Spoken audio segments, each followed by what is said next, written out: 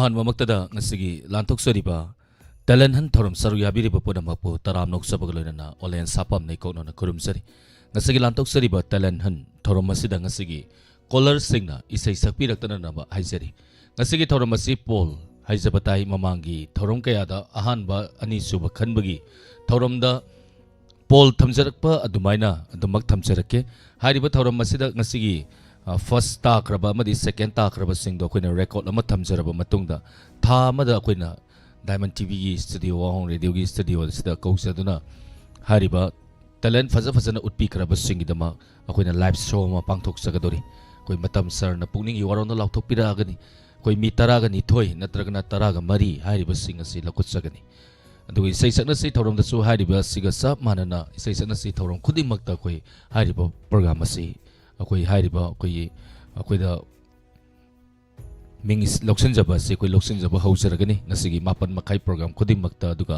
nungthin gi isai sakna si talent han ki thorom kaya da su hariba koi note asi toksen jaba haujaragani maramaduna ngasigi thorom asi mayam caller singna yari makai isai sakpi ganu isai sakke hairakpada yade haibagi da makta waro bi danawasu ngasigi caller singda haijari lantok sari bathorom asi platform ni pa da konseloina madi mieng tawa phongbi gani Konjeloina 90.0 Wahong Radio Kusem Radio Manipur Online Radio Visual da Ascom Hamsen 129 Elite TV SKTV GTPL Lamadi Wahong Radio gi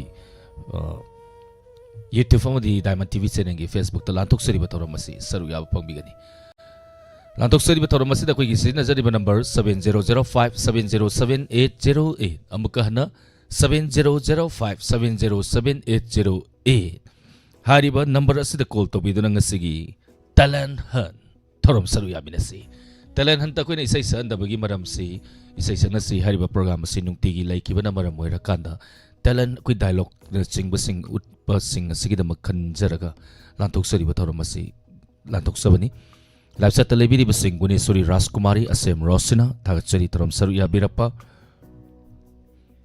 sayen bi yumnam thagachari be maguru mayum thagachari thorom saru yabirappa padama devi Thank you tarom imai be malning tokong thagachari tarom saruya birappa ngasigi ahamba kola lokosagi mayam pol piba matamda misang mikhai nai dana program adu phajana ulaiba mi adu da mayam pol thadabiu aduga masidani election hai tare ne ko election da su paisa na koi bu pangtha gumsi paisa yelakpada koi gi thamoi akoi gi haksang akoi gi khupi yon gumsi akoi na afaba mi khalabadi laikai lamdam iramdam asibu sakhat kani maramaduna sap manai hariba thorom masida su adum pangthok minasi ahamba kolor se lokho sarke kanano yaminasi call to birappa matam na kan radio tv na singba sing thabi dana ba ningsing jari hello hello sharolen phone tau jarai ba ai se ka samthong dei panesori ne yam nongai se parmesori habani ko madam panesori okay madam iko jatle sa ka ino jibo ei ko se horen kena tau jarake madam ai mi tham jarake madam kari hingjak sabi rage ngasi di sa ai nga thongi mathel la hawbam su sabi re champulam ga okay do madam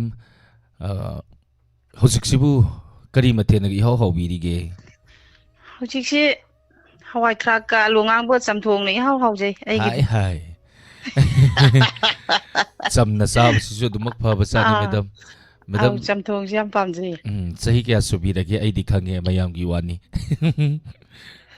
sahi se ani ni tv da 26 puchu adudi yamdri ko yamdri hobi rasi kayut pi gani sigi lantok sari ai se sairing matem tang thijarake hobi rasi haujarake sa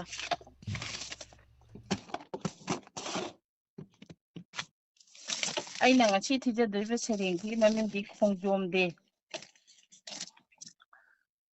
Lao maitai ichil inausa thi si aikoi su ngasi di Manipur sana laibakta rangani athoba singi sayon maraibak majati gi khanbada nokna thawai katkiba khongjom lan gi lanthamda thangi jagoi sakiba nongsa gi saktam puraba phasi gi sagaibo konunggung khaliba Bharat imagi macha athobasa naisin pomai hangduna amuktadi hanna jinglakho ꯄꯥꯡꯒꯜ ꯃꯄꯨꯡ ꯐꯥꯗ꯭ꯔꯤꯕ ꯀꯪꯂꯩꯆꯥꯁꯤꯡ ꯑꯩꯈꯣꯏꯕꯨ ꯏꯃꯥ ꯂꯩꯕꯥꯛꯄꯨ ꯀꯟꯅꯤꯡꯕꯒꯤꯗꯃꯛ ꯊꯋꯥꯏ ꯁꯥꯟꯅꯄꯣꯠꯒꯨꯝ ꯈꯟꯗꯨꯅ ꯐꯥꯁꯤꯒꯤ ꯁꯒꯥꯏꯕꯨ ꯏꯃꯥꯒꯤ ꯅꯥꯎꯁꯨꯝ ꯇꯝꯄꯥꯛꯅꯤ ꯈꯟꯗꯨꯅ ꯅꯣꯡꯅ ꯐꯥꯁꯤꯒꯤ ꯁꯒꯥꯏ ꯀꯥꯈꯤꯕ bomb ꯇꯣꯞ ꯃꯩꯈꯨꯔꯛꯇ ꯊꯋꯥꯏꯅ ꯄꯣꯟꯊꯥ ꯑꯣꯏꯈꯤꯕ ꯀꯜꯂꯛꯏꯗ ꯍꯦ ꯃꯩꯇꯩ ꯑꯊꯧꯕ ꯁꯥ ꯄꯥꯎꯅꯥ ꯊꯪꯒꯥꯜ ꯇꯤꯀꯦꯟꯗ꯭ꯔꯖꯤꯠ ꯀꯥꯎꯗꯦ ꯑꯊꯧꯕ ꯁꯥ ꯃꯈꯣꯏꯒꯤ ꯑꯃꯔꯗꯥꯟ ꯅꯤꯡꯁꯤꯡꯂꯤ ꯉꯁꯤꯁꯨ ꯈꯣꯡꯖꯣꯝꯗꯦ ꯏꯃꯥ ꯂꯩꯕꯥꯛ ꯁꯦꯕꯥꯒꯤꯗꯃꯛ ꯈꯦꯕ ꯆꯤꯡꯒꯤ ꯆꯤꯡꯈꯣꯡꯗ ꯕ꯭ꯔꯤꯇꯤꯁꯀꯤ ꯊꯥꯡ ꯇꯥ ꯃꯔꯛꯇ ꯅꯣꯡꯅ ꯃꯥꯏꯔꯣꯡ ꯌꯥꯈꯤꯕ ꯂꯤꯔꯛꯈꯤꯒꯅꯤ ꯈꯣꯡꯒꯨꯟ ꯅꯣꯡꯃꯗꯤ ꯇꯝꯂꯛꯈꯤꯒꯅꯤ ꯄꯥꯡꯒꯟ ꯁꯥ ꯃꯈꯣꯏꯒꯤ ꯊꯧꯅꯥ ꯂꯤꯡꯖꯦꯜ ꯑꯩꯈꯣꯏꯁꯨ ꯚꯥꯔꯠ ꯃꯆꯥꯅꯤ ꯏꯃꯥ ꯑꯃꯠꯇꯒꯤ ꯃꯆꯥꯅꯤ ꯑꯩꯈꯣꯏ ꯂꯣꯏꯖꯔꯒꯦ ꯁꯥꯔ Thank you, madam. Yam fazagre ꯀꯞꯅꯤꯡꯉꯛꯑꯦ sairing ꯁꯤꯗꯤ ꯌꯥꯗ꯭ꯔꯦ ꯃꯤꯠꯇ ꯄꯤ ꯇꯥꯔꯛꯑꯦ ꯌꯥꯗ꯭ꯔꯦꯕ thamoy yamna kaiba haitari ne yam nuksiba sairing ne. ꯌꯥꯝ ꯅꯨꯡꯁꯤꯕ ꯁꯩꯔꯦꯡꯅꯦ ꯑꯩꯁꯨ ꯃꯁꯤ ꯌꯥꯝ ꯅꯨꯡꯁꯤꯕ ꯑꯃꯨꯛꯇꯪꯗꯤ ꯃꯁꯤ ꯁꯩꯔꯦꯡꯁꯦ ꯄꯥꯒꯦ ꯈꯜꯂꯛꯄꯁꯤ ꯌꯥꯝ ꯀꯨꯏꯔꯕꯅꯦꯕꯀꯣ Sairing se kanana ibibano. ꯁꯩꯔꯦꯡꯁꯤ ꯑꯩꯒꯤ ꯏꯕꯨꯡ ꯑꯃꯅ ꯏꯕꯤꯕꯅꯤ Okay. Maming kari kaubige sairing ibiri se. ꯄ꯭ꯔꯊꯃꯥ Yam nungaisai. Yam mayak siang na haiba tai. Ngasi lamdam masida akoina chatliba chariba punamak asi athauba sing aduna iraipak iramdam sana lepak Manipur sibu kanbirambagidamaktani haiba tare. ꯑꯁꯦꯡꯕꯅꯤ ꯁꯥꯔ Thank you, madam. Lantok sari batoro masida saru yabirapa. Thank you. ꯊꯥꯒꯠꯆꯔꯤ ꯁꯥꯔ Sairing yam fazaba sairing ama tibirakre. Pol kaya fangi adum yengminasi. Sairing fazaba se koina adum note tausanjai. Haibadi aiba isana oibiba gumba aduga khoigi 90.0 wa hong radio tabiriba singna ibiba sairing gumba se koina note tawra thamjanjarage. Loinana ngasigi ani suba caller lakot sadringai da live chat lengsin birakpa susila okram thagchariya sem rosina padama devi pawun sain tukumar. Thank you. Ise Rosopati Devi Adhikari Mayum Thagachari Tarom Saru Yabirapa Robitala Polapam Thagachari Adum comedy dum hapake program sin nungai na bedamakta Robin Maitai Kumuzam inauguro Kuman Mahendra Motum Prank Kumar Thagachari Tarom Saru Yabirapa Binasaki Devi Atopam. Thank you Tarom Saru Yabirapa Gantok Sari Batorom Masigi ani suba caller da Kudung Saba Pizari Kanano Yangminarasi. Hello Hello, sir. Mingle from Tapiu. Terongsan Pita lagi Heman Pogisa. Zaman yam nungai jai lantok sari batorom masida saru yabirapa. Zaman kai mate sabirage. Sekarang nasi di Sarasan Dio Kario. Iro nasa resa. Sarasa miri kangi kariyo ai se kai haino. Aluo hawandi ngari moro thumpun na combine force tau resa. Combined force ta. Okay. Ada kai urpi gani zaman. Sekarang nasi di sairingam hakim tamjarake. Hobi rasi osa. Aigi sairingi maming pirang si isil na heningdi. Kauge khali thamoina kaungamdana leli punsina. Habal paraba hinda nang buning singlakpa mikupta sinkarakanu yade pirang se. Kairaba aigi thamoina pirangdo ichel na heningdi. Ingkhalakpa jawbongi punsida khangnaki thamoi ani kanthung yaudaba nuksibana pirangbu ichel na helli. Thamoi se pirang na thullabasu mai thokna chaglabasu pirangdo ichel na heningdi. Thamoi sengna nuksiruba onglaroidaba khongfamda lepluba nangbu aigini khaluba aise nangini ningluba pumnamak iral oirage aibu nangna nuksibidrabasu pirangdo ichel na heningdi. Sarsai sumlo sanjarge sa. Thank you Zaman. Sairing pazaba zaba tibirakre. Sairing se kana nei bibano. Sairingje sara kogi yamba Laurimang Viranjit na ibirakane sa. Thank you. Tarom saru yabiraktana tarom masibu mapung phan biramba. Thagachari. Thank you sir. Wari malirake. Caller lakpa ngai na. Yam nongning ba wari ni da. Ngaktang leira lijerake ko. Caller hana paikatsagi ge. Hello. Hello sir Mingle from Tapiu. ꯆꯠꯆꯤꯡꯗꯒꯤ ꯃꯦꯝꯆꯥ ꯀꯧꯋꯦ ꯁꯥꯔ Madam nakanagi radio do ngatang leithabiu.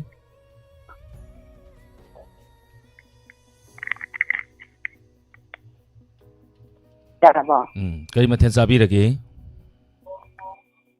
ꯁꯥꯔ ꯈꯔ ꯁꯟꯕꯤ ꯌꯣꯜꯂꯦ ꯁꯔꯥ ꯁꯟꯕꯤꯕ ꯃꯊꯦꯜꯁꯤ ꯅꯠꯇ꯭ꯔꯗꯤ ꯅꯣꯏ ꯀꯩꯗꯧꯔꯦ ꯍꯥꯏꯕꯅꯣ ꯅꯣꯏꯅ ꯁꯔꯥ ꯁꯟꯕꯤꯁꯤꯗ ꯑꯗꯨꯝ ꯆꯥ ꯂꯩꯔꯤꯁꯤꯕꯨ ꯀꯩꯗꯧꯔꯒꯦ ꯅꯣꯏꯕꯣ ꯑꯩ ꯈꯔ ꯁꯥꯎꯔꯛꯀꯦ ꯇꯧꯏꯀꯣ ꯁꯟꯕꯤꯁꯤꯅ ꯃꯇꯝꯒꯤ ꯏꯟꯁꯥꯡꯅꯤ ꯁꯥꯔ ꯈꯪꯗꯦꯗ ꯍꯌꯦꯡꯗꯤ ꯊꯥꯡꯖꯧ ꯑꯃ ꯄꯥꯏꯔꯒ ꯁꯔꯥ ꯁꯟꯕꯤ ꯌꯥꯟ ꯆꯠꯁꯤꯔ ꯈꯪꯗꯦꯅꯦ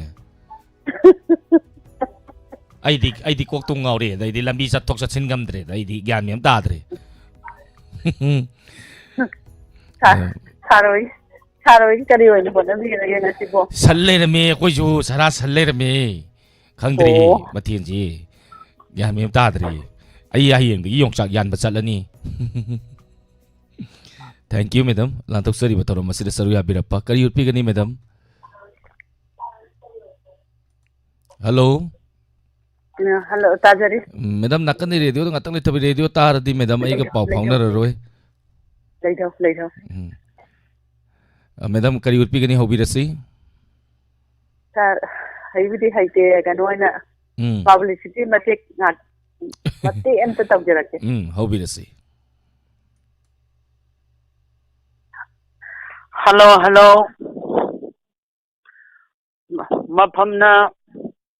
ꯃꯇꯝꯅ ꯅꯋꯥꯂꯩ ꯂꯝꯄꯥꯛꯇ ꯃꯐꯝꯅ ꯄꯨꯡ 2 ꯇꯥꯕ ꯃꯐꯝꯗ ꯉꯁꯤ ꯄꯥꯕ꯭ꯂꯤꯛ ꯃꯤꯇꯤꯡ ꯇꯧꯖꯒꯗꯧꯔꯤ ꯂꯤꯡꯁꯣ ꯈꯔ ꯀꯟꯅ ꯁ꯭ꯋꯥꯏꯒꯤ ꯃꯐꯝꯗꯤ ꯑꯉꯥꯡ ꯄꯣꯛꯇꯕ ꯑꯉꯥꯡ ꯂꯩꯕꯅꯤ ꯂꯩꯇꯨꯝ ꯅꯨꯡꯅ ꯊꯥꯔꯛꯀꯅꯤ ꯁꯥꯔ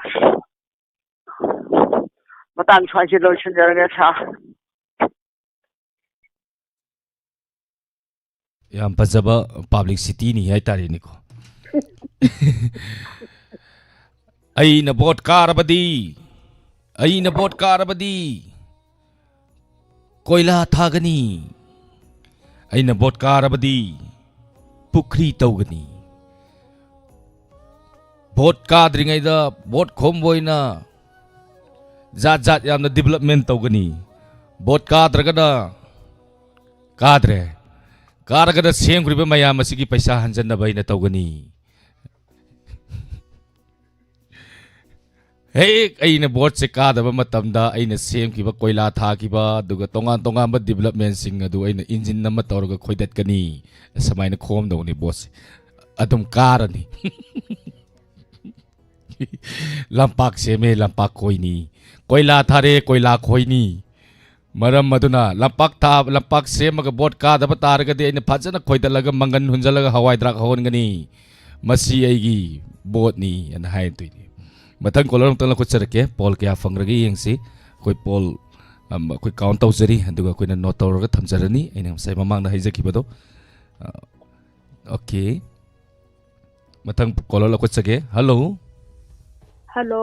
मिंग लेफम ताकपियु थोक्तोमदगी यामबे मनितानी सार थागतचरी मैडम लांथोकसरी बतौर मसिदा सरु याबिरप्पा मैडम सही क्या सुबीरगे 45 years ओके अदो मैडम करी मथेन साबिरगे हौजिक मथेन सिबु करी मथेन हाउबिरिगे ngasi hawai mubi ne sara sambi ne alu ne irole kai tawre hai pano atuki mathen to yautrate noi se mapung phata pai mawong ni ne ko hoi aduga mang hanbi na tabatung hanbi do adu matawre khangde adu nga du ngawra phai bra kaino mi ne mamang sat ne man maning ne sum hal sali kai dori no khangdi ni madu nga do khangni mayang mana da bazani adu na ni miyang ga mai nati mayang ga mana da mahong le ri do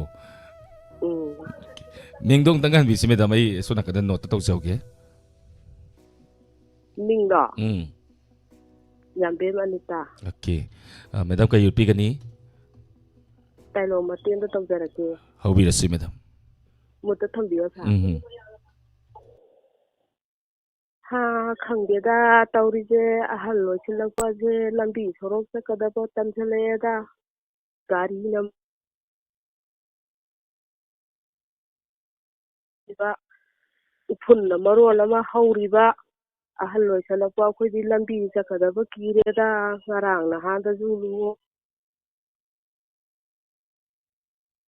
nuaiteda tidana ne maranai tai ru ta hauredo थाइना अखोइना ने नहा ओरिङै चाखत्रिङै मतमददि ꯂꯝꯕꯤ ꯁꯣꯔꯣꯛꯁꯨ ꯀꯣꯏꯂꯥ ꯊꯥꯗꯦ ꯎꯐꯨꯟꯁꯨ ꯍꯧꯗꯦ ꯅꯨꯡ ꯈꯔ ꯊꯥꯈꯤꯕꯗꯨꯅ ꯑꯗꯨꯝ ꯎꯐꯨꯟ ꯍꯧꯗꯕꯤ ꯆꯠꯅꯩꯗꯣ ꯃꯇꯝꯗꯨꯗꯗꯤ ꯒꯥꯔꯤ ꯑꯆꯧꯕꯁꯨ ꯆꯠꯇꯦ ꯃꯆꯥꯁꯨ ꯆꯠꯇꯦ ꯈꯣꯡꯒ ꯁꯥꯏꯀꯜ ꯈꯔ ꯅꯠꯇꯅ ꯑꯗꯨꯅ ꯎꯐꯨꯟ ꯍꯧꯗꯦ ꯍꯧꯖꯤꯛꯀꯤ ꯃꯇꯝꯁꯤꯅ ꯇꯧꯔꯤꯅ ꯆꯥꯎꯈꯠꯂꯤꯔꯥ ꯆꯥꯎꯊꯔꯤꯔꯥ ꯑꯩꯈꯣꯏꯗꯤ ꯈꯪꯗ꯭ꯔꯦ ꯑꯍꯜ ꯑꯣꯏꯁꯤꯜꯂꯛꯄ ꯑꯩꯈꯣꯏ ꯃꯄꯥꯟꯒ ꯊꯣꯛꯀꯗꯕ ꯀꯤꯔꯦꯗ ꯇꯧ ꯁꯥꯔꯤꯁꯦ ꯑꯍꯜ ꯑꯣꯏꯁꯤꯜꯂꯛꯄꯁꯦ ꯋꯥꯈ꯭ꯔꯦꯗ ꯀꯔꯤꯕꯨ ꯍꯥꯏꯒꯗꯕꯅꯣ ꯈꯪꯗꯦ ꯂꯨꯍꯣꯡꯕꯅꯦꯅ ꯇꯧꯔꯤꯁꯤꯅ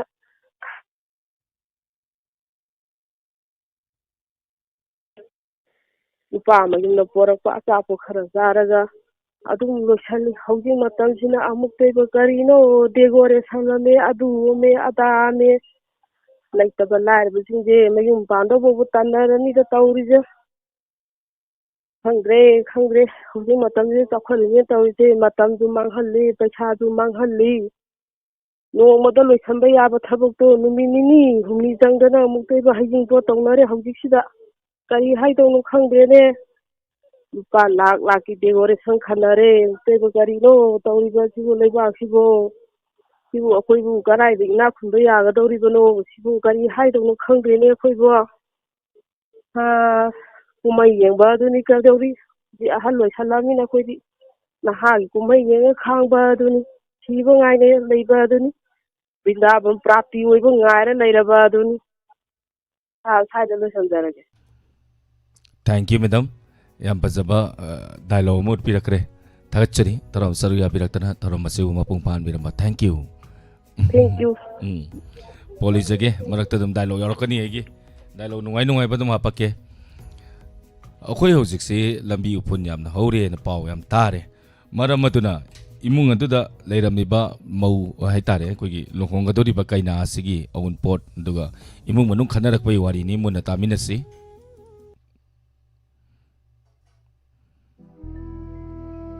ꯄꯥꯕꯨꯡ ꯍꯣ ꯄꯥꯕꯨꯡ ꯅꯨꯡꯇ꯭ꯔꯤꯛ ꯅꯨꯡꯁꯤꯕ ꯄꯥꯕꯨꯡ ꯌꯦꯡꯉꯨ ꯄꯥꯕꯨꯡ ꯄꯥꯕꯨꯡꯅꯅꯦ ꯏꯃꯥꯒꯅ ꯋꯥꯅ ꯍꯣꯠꯅꯗꯅ ꯑꯩꯒꯤ ꯂꯨꯍꯣꯡꯕꯗ ꯍꯥꯞꯀꯅꯤ ꯍꯥꯏꯗꯅ ꯎꯄꯨ ꯀꯥꯡꯊꯣꯟ ꯂꯩꯔꯤꯕ ꯁꯣꯕꯣꯛꯁ ꯅꯨꯡꯖꯦꯟ ꯆꯐꯨ ꯎꯌꯥꯟ ꯄꯨꯝꯅꯃꯛꯁꯦ ꯄꯥꯕꯨꯡ ꯑꯇꯩ ꯎꯐꯨꯟ ꯍꯧꯕꯅꯤ ꯆꯥꯛ ꯊꯣꯡꯒꯗꯧꯔꯤꯕ ꯍꯌꯦꯡ ꯃꯁꯥ ꯅꯥꯟꯅ ꯆꯥꯔꯒ ꯃꯁꯛ ꯐꯖꯅ ꯂꯩꯔꯗꯧꯔꯤꯕ ꯆꯥꯛꯈꯨꯝꯒꯤ ꯆꯐꯨ ꯐꯥꯎꯗ ꯍꯧꯖꯤꯛꯁꯦ ꯎꯐꯨꯟ ꯍꯧꯔꯦ ꯀꯔꯤꯒꯤꯅꯣꯕ ꯄꯥꯕꯨꯡ ꯁꯤꯕꯨ ꯍꯧꯅꯔꯤꯕꯔꯕ ꯄꯥꯕꯨꯡ ꯄꯥꯕꯨꯡꯅꯅꯦ ꯇꯥꯡꯅ ꯄꯤꯕꯤꯕ ꯑꯩꯅꯗꯤ ꯃꯅꯤ ꯃꯨꯛꯇꯥꯗꯒꯤ ꯍꯦꯟꯅ ꯇꯥꯡꯉꯤ ꯍꯥꯏꯅ ꯄꯨꯖꯒꯦ ꯈꯜꯂꯤꯕ ꯄꯣꯠꯆꯩꯁꯤꯡꯁꯦ ꯎꯐꯨꯟꯅ ꯋꯥꯏ ꯆꯥꯏꯔꯦ ꯃꯁꯤ ꯀꯔꯤꯒꯤꯅꯣ ꯄꯥꯕꯨꯡ ꯂꯝꯕꯤ ꯊꯣꯡꯁꯦ ꯅꯥꯂꯣꯁꯦ ꯁꯨꯡꯌꯥ ꯌꯥꯗꯦ ꯑꯩꯈꯣꯏꯒꯤ ꯂꯣꯀꯦꯜ MLAꯗ ꯍꯥꯏꯔꯨꯏ ꯂꯣꯀꯦꯜ ꯑꯦꯔꯤꯌꯥ ꯗꯤꯕꯦꯂꯞꯃꯦꯟ ꯐꯟꯁꯦ ꯌꯥꯝꯃꯁꯨ ꯌꯥꯝꯗꯁꯨ ꯄꯩꯁా ꯑꯗꯨꯝ ꯂꯥꯛꯏ ꯑꯗꯨꯅ ꯇꯧꯔꯒꯁꯨ ꯁꯦꯝꯃꯒ ꯌꯥꯏꯗꯅ ꯁꯤꯕꯨ ꯌꯦꯡꯉꯨꯅꯦ ꯑꯩꯒꯤ ꯕꯣꯔꯗꯨꯗꯤ ꯐꯈ꯭ꯔꯦ ꯑꯩꯒꯤ ꯕꯣꯔ ꯃꯃꯥꯟꯅꯕꯁꯤꯡꯗꯨꯅ ꯂꯥꯛꯑꯒ ꯑꯩꯒꯤ ꯂꯩꯀꯥꯏꯁꯤꯕꯨ ꯀꯔꯤꯅꯤ ꯍꯥꯏꯅ ꯍꯥꯏꯈꯤꯗꯣꯏꯅꯣꯕ ꯃꯁꯤ ꯄꯨꯝꯅꯃꯛꯁꯦ ꯄꯥꯕꯨꯡ ꯅꯣꯏꯅꯅꯤ ꯄꯥꯕꯨꯡꯅꯅꯦ ꯂꯨꯄꯥ 1,000 ꯄꯤꯔꯦ 2 ꯄꯤꯔꯦ 5 ꯄꯤꯔꯦ 10 ꯄꯤꯔꯦꯅ ꯍꯔꯥꯎꯔꯒꯅꯦ ꯈꯔ ꯆꯥ ꯈꯔ ꯊꯛ ꯑꯗꯨꯒꯅꯦ ꯉꯥ ꯊꯣꯡꯕꯒ ꯌꯥꯝ ꯆꯥꯈꯤꯗꯥꯏꯅꯦ ꯅꯣꯏ ꯕꯣꯠ ꯅꯨꯃꯤꯠꯇ ꯅꯁꯥꯒꯤ ꯍꯛꯁꯨ ꯌꯣꯟꯕ ꯅꯁꯥꯒꯤ ꯄꯨꯝꯅꯃꯛ ꯌꯣꯟꯕ ꯅꯁꯥꯒꯤ ꯐ꯭ꯌꯨꯆꯔꯒꯤ ꯍꯧꯔꯛꯂꯤꯕ ꯖꯦꯅꯦꯔꯦꯁꯟꯒꯤꯁꯨ ꯀꯔꯤꯁꯨ ꯈꯟꯗꯅ ꯅꯣꯏꯅ ꯄꯩꯁꯥꯗ ꯃꯤꯇꯥꯔꯨꯕꯗꯨꯅꯅꯤ ꯉꯁꯤ ꯂꯩꯀꯥꯏꯁꯤ ꯎꯐꯨꯟ ꯍꯧꯔꯤꯁꯤ ꯅꯈꯧ ꯄꯣꯡꯅ ꯂꯝꯕꯤ ꯁꯦꯝꯃꯨ ꯁꯦꯝꯗ꯭ꯔꯗꯤ ꯅꯪ ꯐꯝꯗꯒꯤ ꯆꯤꯡꯊꯅꯤꯅ ꯂꯥꯎꯗꯧꯗꯣ ꯎꯄꯥꯏ ꯂꯩꯇꯦ ꯃꯤꯒꯤ ꯃꯔꯟ ꯆꯥꯔꯨꯔꯕꯅꯤꯅꯅꯦ ꯉꯥꯡꯕꯗꯣ ꯉꯝꯅꯗ꯭ꯔꯦ ꯄꯥꯕ꯭ꯂꯤꯛꯁꯨ ꯍꯌꯦꯡ ꯅꯆꯥꯗꯣ ꯅꯣꯏꯅ ꯂꯧꯔꯨꯔꯤꯕ 2,000 ꯅꯆꯥ ꯅꯨꯄꯥꯗꯣ ASI ꯀꯣꯟꯁꯇꯦꯕꯜ ꯑꯃ ꯄꯨꯂꯤꯁ ꯀꯩꯁꯨ ꯅꯠꯇ꯭ꯔꯕ ꯊꯕꯛ ꯃꯆꯥ ꯑꯃꯒꯤꯅꯦ ꯂꯥꯛ 5-10 ꯑꯗꯨꯝ ꯂꯧꯍꯟꯈꯤꯗꯣꯔꯤꯕ ꯅꯣꯏꯅ ꯂꯧꯔꯨꯕ ꯂꯨꯄꯥ 2,000 ꯉꯁꯤꯗꯤ ꯌꯦꯡꯉꯨ ꯀꯔꯤ ꯁꯥꯔꯤꯒꯦ ꯌꯦꯡꯉꯨ ꯂꯩꯀꯥꯏꯁꯤ ꯎꯐꯨꯟ ꯉꯥꯛꯇ ꯉꯥꯏꯔꯕꯅꯤ ꯀꯔꯤꯒꯤꯅꯣꯕ ꯅꯣꯏꯅ ꯄꯥꯕꯨꯡ ꯅꯣꯏꯅ ꯑꯁꯨꯛ ꯌꯥꯝꯅ ꯄꯩꯁꯥꯅ ꯅꯁꯥꯒꯤ ꯍꯛ ꯌꯣꯜꯂꯤꯁꯤ ꯀꯔꯤꯒꯤꯅꯣ ꯅꯁꯥꯒꯤ ꯍꯛꯇꯣ ꯌꯣꯟꯗ꯭ꯔꯗꯤ ꯅꯣꯏꯁꯤꯕꯨ ꯆꯥꯅꯤꯡꯉꯥꯏ ꯊꯛꯅꯤꯡꯉꯥꯏ ꯀꯔꯤꯝ ꯂꯩꯇ꯭ꯔꯕꯣ ꯌꯦꯡꯉꯨ ꯊꯥꯕꯜ ꯆꯣꯡꯕꯩꯁꯨ ꯄꯩꯁꯥ ꯂꯧ ꯆꯠꯀꯅꯤ ꯃꯧꯁꯤꯡ ꯆꯥꯛ ꯆꯥꯅꯕꯩꯁꯨ ꯄꯩꯁꯥ ꯂꯧꯕ ꯆꯠꯀꯅꯤ ꯅꯍꯥꯁꯤꯡ ꯆꯥꯛ ꯆꯥꯅꯕꯩꯁꯨ MLA ꯍꯥꯏꯗꯅ ꯑꯗꯨꯝ ꯆꯠꯀꯅꯤ ꯑꯗꯨꯝ ꯂꯧꯅꯤ ꯑꯗꯨꯒꯤ ꯄꯩꯁꯥ ꯃꯌꯥꯝꯗꯣ ꯆꯠꯈ꯭ꯔꯤꯕ ꯄꯩꯁꯥ ꯃꯌꯥꯝꯗꯣ ꯀꯂꯦꯛ ꯇꯧꯔꯛꯄ ꯍꯥꯏꯁꯤ ꯃꯁꯥꯅ ꯇꯥꯕꯅꯤ ꯀꯔꯤꯅꯣ elected person candidate singina khoi raw material loina urapra khangdi business ai basidi paisa ma thadaradi paisa do hankatnaba dum tawidana akhoi sina business atugi raw material loir mane aduna ne ngasi haiba numisitagi ne lebak macha sa o ngasi gi ne radio da tumin nopet tari bajing tv yeng ba adu youtube facebook yeng ba sing mun na tasallo nasagi kopi do lupa lising amani de yon ge khanganu nasagi hakto nang na yolori ba boton na cha yon ba sa mana dini nang na ko aduna ne ima ga baba ga nang asi ne yolo dana ne na cha je luhong mun mi da sida ming sa thi dori upun marak sida ima ipa na pachakra VIP sofa lak amani pi dana uli ba se upun gi upun ngakta ngai re aduna ne pabung noi mathangi lak ga dori ba general election asida ne paisa ga lauramadi pabung ai no pado hunto maga iyumda halakani thank you mare mak tudum dialogue yoroke ko me yai ko sorokai bam ibem sa ta churi supriya khangembam wahengbam pajabi ima ibem halning thokong robita lapolapam masem rosina ima ta churi sorokai bam ibem sa be khangembam thank you permesori panesori laurembam jampu pati takhel lambam thagat chari tharom saruya birapa soro khaibam ibemsa ibeyama guru mayum thagat chari tharom saruya birapa toy mangang thagat chari bimol ningombam thagat chari surjit chumi inaw na re inaw na sumadi are ningom leima thagat chari toy mangang thagat chari rosni koijam thagat chari tharom saruya birapa sunita oinam thagat chari mathangi caller mula ko charake kuina pai mangkre ai dialogue ulingai dai tare hello hello hello madam kitang kanangang si minglay phone takpiu Ako ba pag ima kaya sanami sa ulit. ya nungay zay ma lantok sari bataro masira saruya birapa makari maten sabirage Hawal hawai niya di hawai niya sa mga. hangdong hawai Hawal hai. oh horse dan ai di hangdong hawai na taru ri ne otok panani dako kari na no khangdri ne na se ima kari gino numidang da sangol gi hawai do sara di hangol sangon thau dong thau ra ni ni manang bo Hawal ni siya na ba. okay ima kari upi gani Dahil ang pantay kaya. hobi rasi Hawal na hatang siya. Namili ba? Kaya di hatang siya. Ningal ba? Isu din. Pagay lay ba no khang ba? Isin gila santa thakke tau ba? Ama thawal lay siya. Oi dena. Pagay di ba? Dena isin gila santa siya. Bukan isin khawra ang gan. Apa siya lay ba ba? Pagay dena.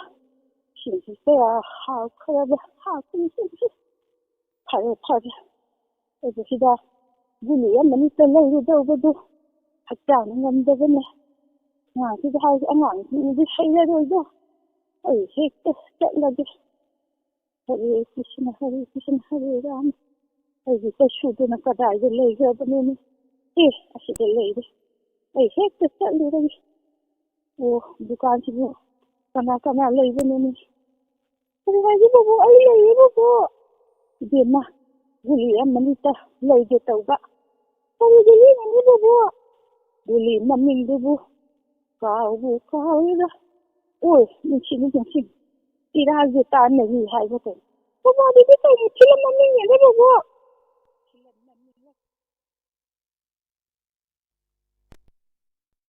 Sus.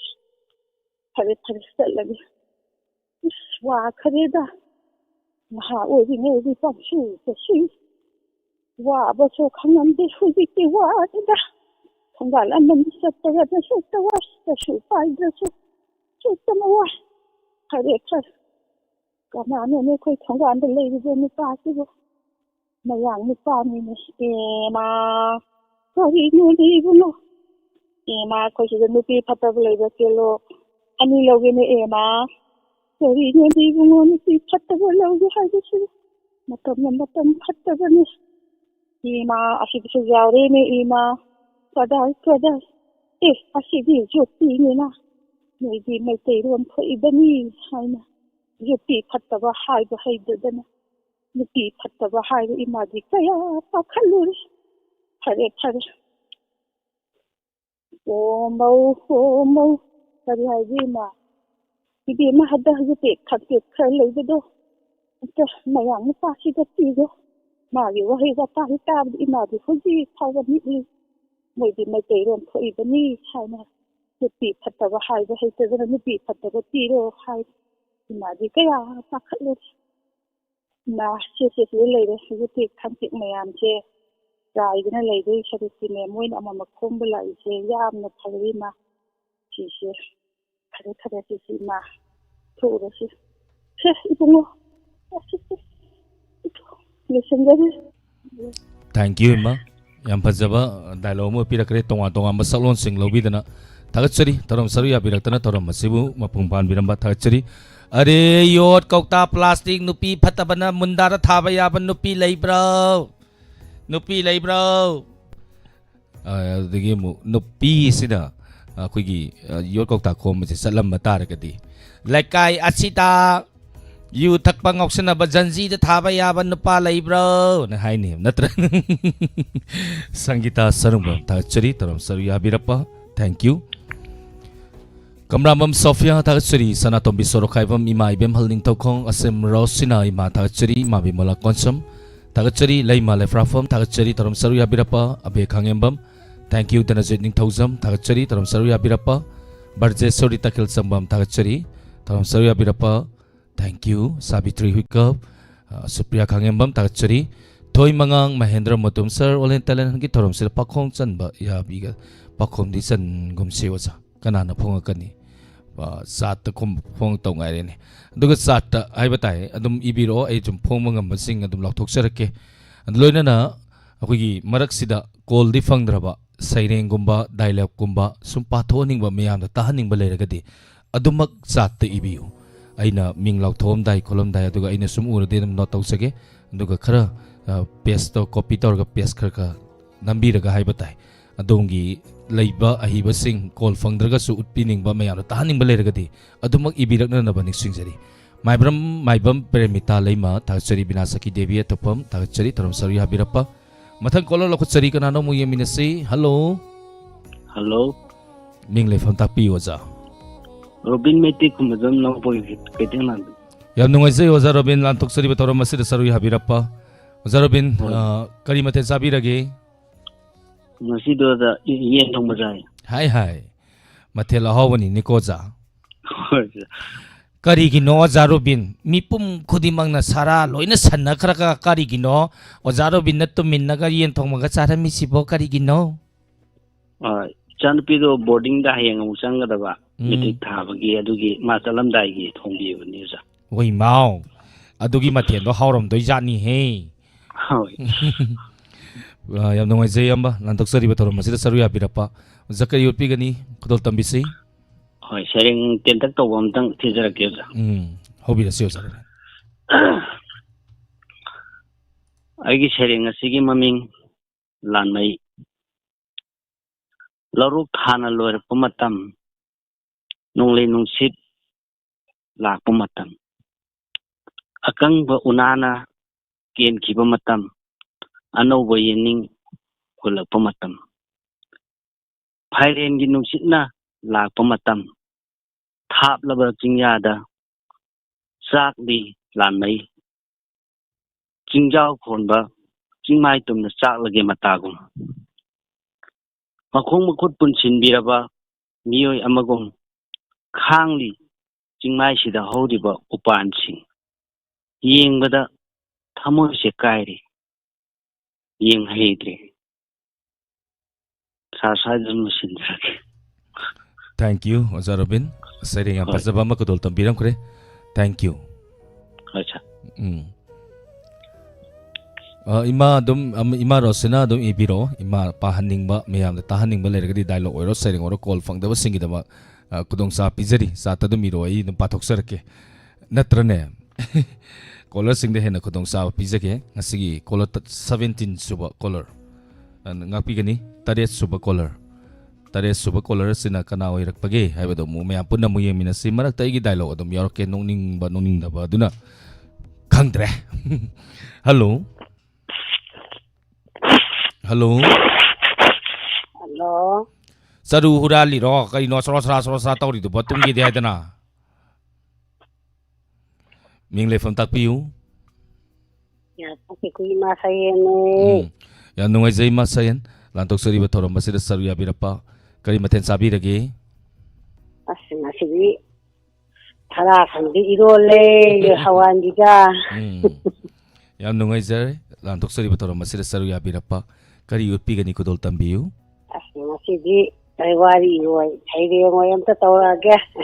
Aina no tawdoi si wari woi saire ngoi ni iduri bra tawri si bo. Saire ngoi ni izare hobirasi.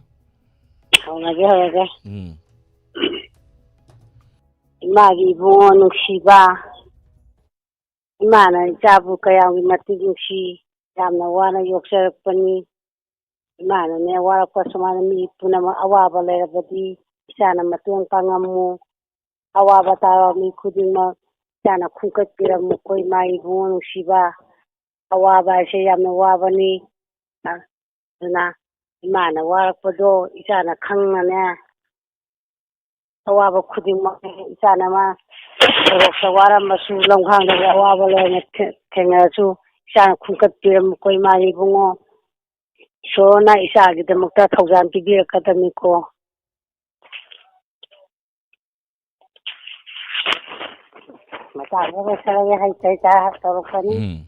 Thank you Ima. Actually lantok sari bataro masida saru ya birapa thank you.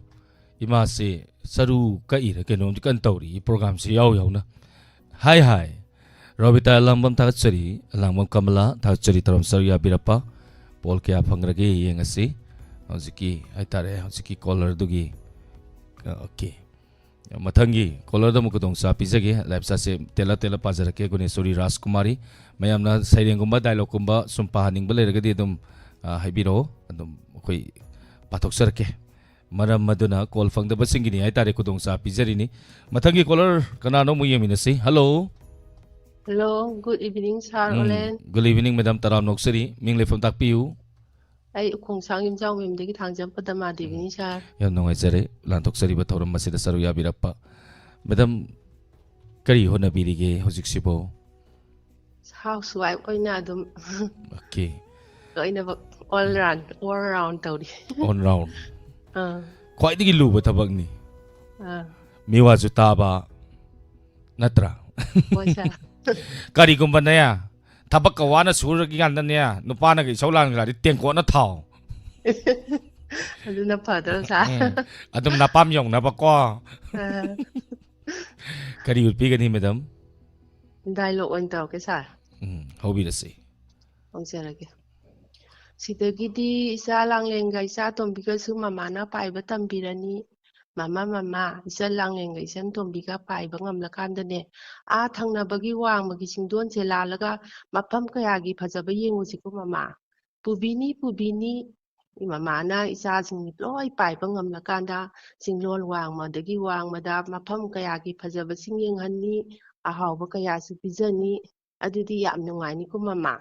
Nungai ado mama kasai ibani na purakpa sana bajingdo isan tombi isa lang lenga ji inbirasi doi mama. Inbirasi satumbi naya kato osese salang le naya kato osese sato ado ibungo nangdi ngasai charakpadubu na bukthallabo ima idi mayam sare bukhalle mama saningdere salang le ngai san tombi ka loina pizza tho hoi pijarage ima kaino makholam tari susiu ima kaidawrage ni ibungo ima yengo tu kaidawrage ibungo ima ada Singron pukoi koina lamay saklak kasi udroy mama yengo tu ma kari matong ibungo sidi is lamay na pungkoi koina saksin kri ima karamay na tawgani imagi bungo nasa lang lenga nasan tombi ka di paiba ngamdi karamay na ako'y taway hingna bas paigani imagi bungo ima ako'y punaba isan lang lenga isan tombi ka mama aga ako'y punaba may nung asida sakto na sira ka tarane mama Nati imagi bungo ima wa hagi nangdi paiba ngamlabani imagi ibu nahak paikro nate mama adumain haibigano ima isan langlenga isan tombiga aikoi ho mainu asida chakna sija horagi ima nangdi aikoi gidamakta wajarakaba babasu masa aikoi gi sinjak thiba chatpada uje kapasingi sairong maruna pana thawai thakibani nungai ba saruk phangjadrabini ima nahak hingdaba yati nahak paikro ima nati imagi bung adum haigano nangdi ima aikoi thawai nama napa nasan aikoi taibang malem pan sida hingami haibasi sana hayeng sauda nangda santoktuna yumlep zara tamlaba matamda nama napa aikoi hinglami haibagi khudam utgadawribani nahak hingdaba yadi paikro imagi bungo paikro nati ima adu haibigano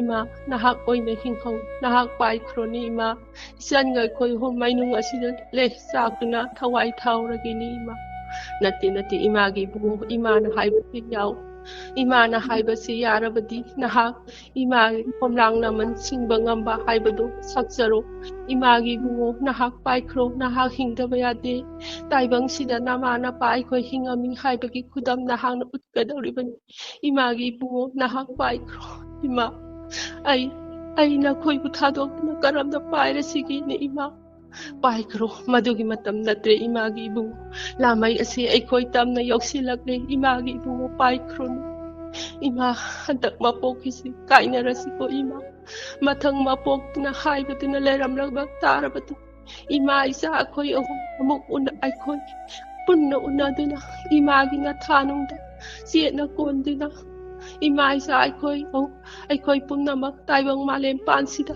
amuk hana hingduna nungaina hingba oiba ngamba oisiko ima paikro imagi ibu pairage ima lehoroko isan nungsibiyani ai paire ima he taibang miyoiba fateda ko na koise nasagidamak khalidako tungda kari apapata lakani haibadudi nakoi hak khanba ngamdedako he miyoiba nakoise fatedako lamai asina sakpada isa se sare imagi langle imagi topi imana na koi bukan bangamdre imabu waroganu ko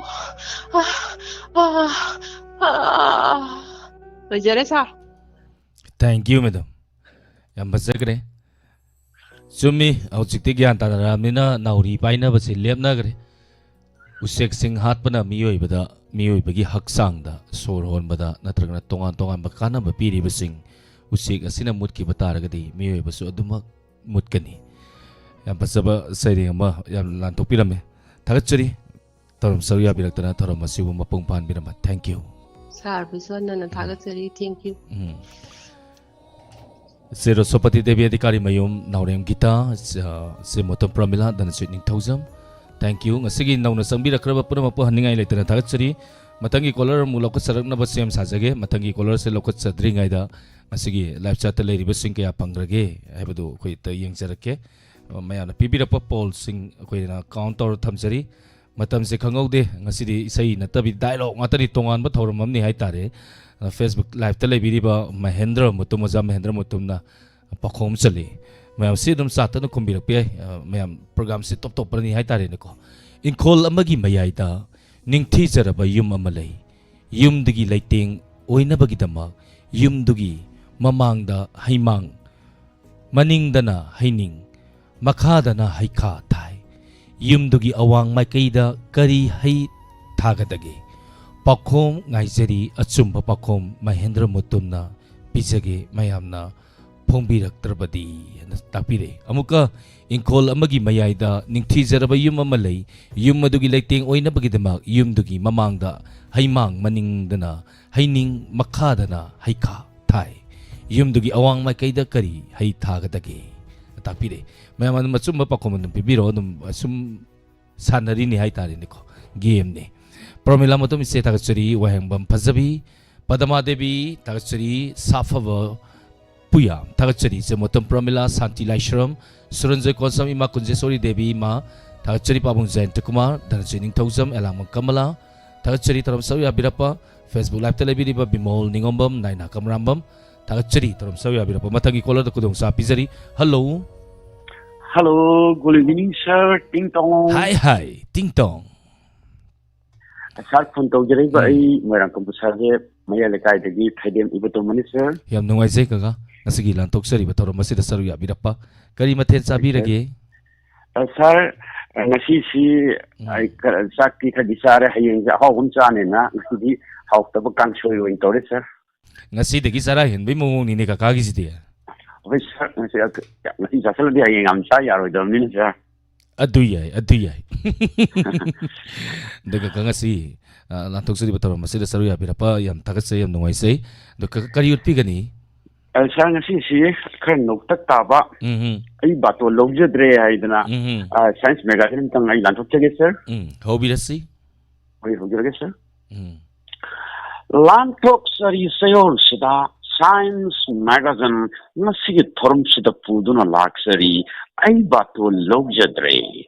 Anaba miyosing nungan ba ngai bi yam na wai nunga lag amuk minit ta ba ngai bi yam na wai talin thada tumsit phatr badi hogat ninde phaire lam ta dana hin changa basu tumsit phar basu baton thunglagani poing mayam sigi khalubada nongal haningre hogat nindre yum thong khuding baton nong chubagum kunge yahong nabage alam khongak ngai batol amta thamjarangge hugdorok pasu yaure hairi whatsapp ta kanagi baton kapapage toini yengna basu yaure amoromda lupa lag yangkai hufu changna yum sabadi ngamni sangababda ni kuntra puthok tuna nyo singa du mumur wapang khrana waying logdana sak pijaba ngamba ni manipur de yamna tange ni kokthong ama baton togduna paying tanba cycle lerga bhartip sinma ngamdaba nyoi haibadu ga chap manare ngamnaga mi sani oigera tahum oigera baton maninga paying logjoi tharga pijaba kaide ahen ba thorumni ngonda wahan gumse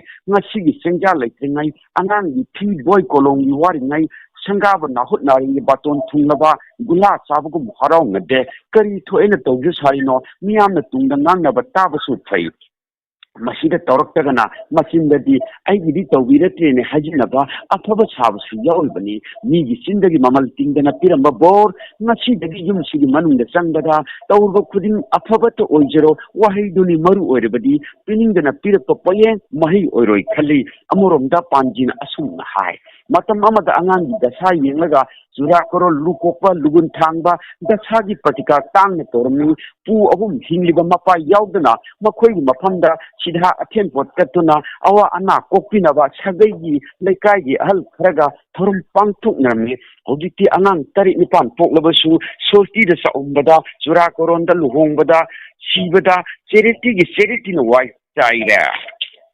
masagi masugi jura koron tauba krisu kaide adubu ahen da thoromni paying logdana pangthok tiba phai ngamdragana togdabana amke hena phai phaire lamta karma mafum ngasi di manga khaktani ahum paying kilore masigi warina bhairen chala hogi gumsa maru khomba ware jura koron makeup ki maru hongni Facebook ta upload tobada like share toba member over oigani thajai maru mapangi baton WhatsApp ta ayam ba kapnare baton ni matai da GPay number na QR code hapnare masina takpari throm yawba lakira laoira poying di kapir u asini hoji phajaba cake ama UB ama phangaba birthday jaiga nahut narengi UB phangdaga na awa thudina mahut chilakpa suyari hiyangai gi nini pan baningol chakoba UB sinadre phaire lamta UB phangdre semang phukale parlor toba order gi isau thole ahing tumdre chaba kaure yu sungpamda demand wangle supply nemle sakthong pujari maki semlaba maugi lambi sing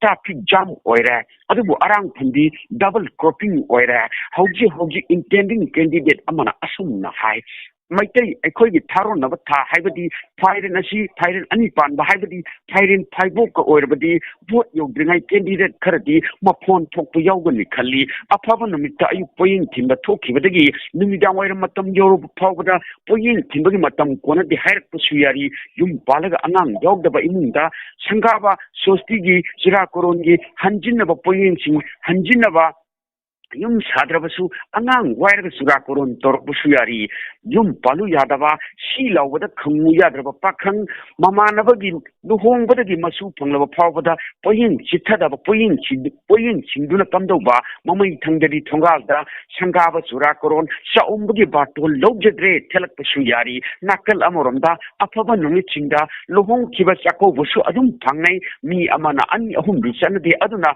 baton mobile number hanarabnina चलो double लेरबदी मिंगो मांगजोंग न हाइदोप फै अरे बच्चा ओरबदी चालुक अमद लुपा सामिदंग पाबदा मी कुल लाखबदी लुपा लिसिंग निपांग लाख लरोय हाइदोप करिसु इकाय निंगाय लेते अखोइन pot की ममल दि खंगी value दि खंगदे मसिगा लोइनन लोइजरे चयो सिदा साइंस मैगजीन मथंग अतोपन अमदा अनोब थोरम पुदो लाक्सगे थैंक यू सर आईडी ने ओजाय बोतोंबा sir. आईडी बातोन तौ लापदो हंदक थांग सोरी न थिल्लनी मबुक्ता ओ याम नुंगाइजे मियाम Yet no level to sound get you on the Gilan Shell every year, sir. याम फजे मियाम द मैसेज पीबे आबा हाइतारे साइंस मैगजीन नि याम थगचरी दुबु वारे ngasai pung ama phajale ina sida phamjal leise aduna Sir. akhoi thoram ama tawradi advertisement ase mathau tai aduna Sir. the kakagi mai kai dagi ai nga potha boina advertisement ti amtang tawbiram ba akhoi request tawjari Sir, career come by advertise hapsige, sir. kaka ma hekti ai nokpa ya ba No, nobody not tea. My am the Nungabri and see I soon be the hapsige, sir. Nung haraba program maratna, bit my something lose again. Ding dong. Sunu, sunu, sunu. Sunu, sunu, charo, charo. Sunu, sunu, taro, taro.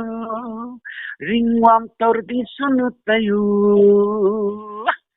Kwasar gana sunu hapu. Aklang mo lagana sunu hayu. Huran bi phar gana. Marubu kok lagi sunu siang supun na tayu. Like koi bu inista ringwam tordi sunu tayu. Ringwam tordi sunu tayu. Kwasar gana sunu hapu. Paklang mo lagana sunu hayu. Huran bi phar gana. Marubu kok lagi sunu siang supun na tayu. Like koi bu inista ringwam tordi sunu tayu. Sunu sabna calcium saruk enggal handuna tang chikpa kok chikpa kang chikpa lil amasung hui chikpa de lain na thok pungami amtan sagna taigna yengbiu sunu amsung yangang kongkom singdi sunu sipai kwak sipai iram sipai phumlok sipai kanga sipai loina na to sipai aduka yangang kongkom di yangang kokpi atai di khangre hokima order tobio hayeng di thengmale contact number 9976543210 once again 9976543210 or toll free number 007 the pow looting tong break matinda taram oksari makatawa thorum sardagi lobirasi. Thank you, sir. Thank you. Tachari koina request tawjabada hara harana advertisement ama piramba tachari. Thank you. Thank you, sir. Thank you, sir. Matang di kola dak tong sa piminasi, sir. Yana talent leba kakani masagi isai mayek duga tonga ba kaya haitare ai balom na sangjilakliba khongthang amani haitare fazana do miyam na message pibe sing pirame loina na ngasigi Facebook live ta lebi ba sing tagasuri YouTube ta mioi 150 above ta ngasigi lantok suri ba thoro masida saru ya dono lebi ba tagasuri naurem mabem ise tagasuri kunja laishram tagasuri kunjesori devi imabino deni khomdram nungsitombi waikom tagasuri tarap sawiya birapa kamramam Sofia padama paung zain tukuma elamon kamala leima tagasuri tarap sawiya birapa telap adum pajarake caller sing de hena kudong sa pizage ngasai gi do za kenogi pakhong to haimang haikha na hainare mayam se karam na sum minong tang phong birang na bning singjari thoi tagasuri naina kamrambam ima binasaki devi tagasuri bimol ningombam memsa thongam tagasuri tarap sawiya birapa thank you mathangi caller amuk lokutsari kanano mu yeminasi hello good evening madam taram noksari mingle from takpiu sir ai sawol mangde naurendi da like petle vidya hai ro madam gita hai da sir okay yam nungai je madam na toksari ba thorom asira saru madam aham bra thorom saru ya biri se mama na call phang bi krabo ค่ะmamangda phangkhre tha ga yam toinadi phangde haibadi radio ji phangjadabna maramaga light ta mungchama boy phone se amuk taw kan tam potani ba thank you madam sai kya adu musu sir bilage hoji 45 kanjare sir habi madam kariya tapi gani mamangda kaino khoi pakhongsan digi bedo awa thabi thaga da bane na ai hana ijagi bane ta na ubi awda bo yang live sa se gorong gorong sien manina hai tari ko hoi anyway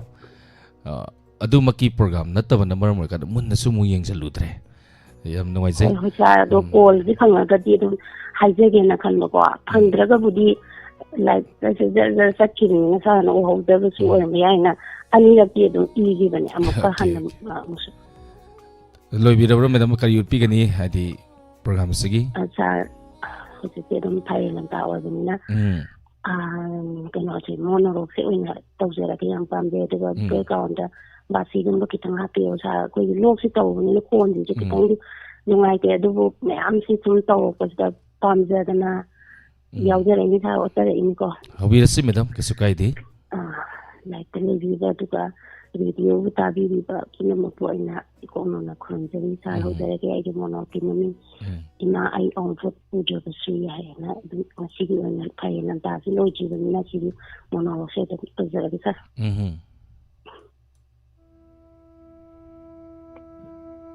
hai ana ton dia thari bo nong bo ma pa nan to tholo ni ibu mo zo de no office ka bo imade hakjang hamde da na handi le na chen ni pi gi luhong ba si koi dre bani he nang la cha kari kari na war kan na chen si gi le san kho san na ba ba di kai kai gi nang bo thab yam chen bro office ka da bo ko ka da ba nang gi ate te lai bro thaba ibu mo zo na cha thok ra bo tara bo nang bo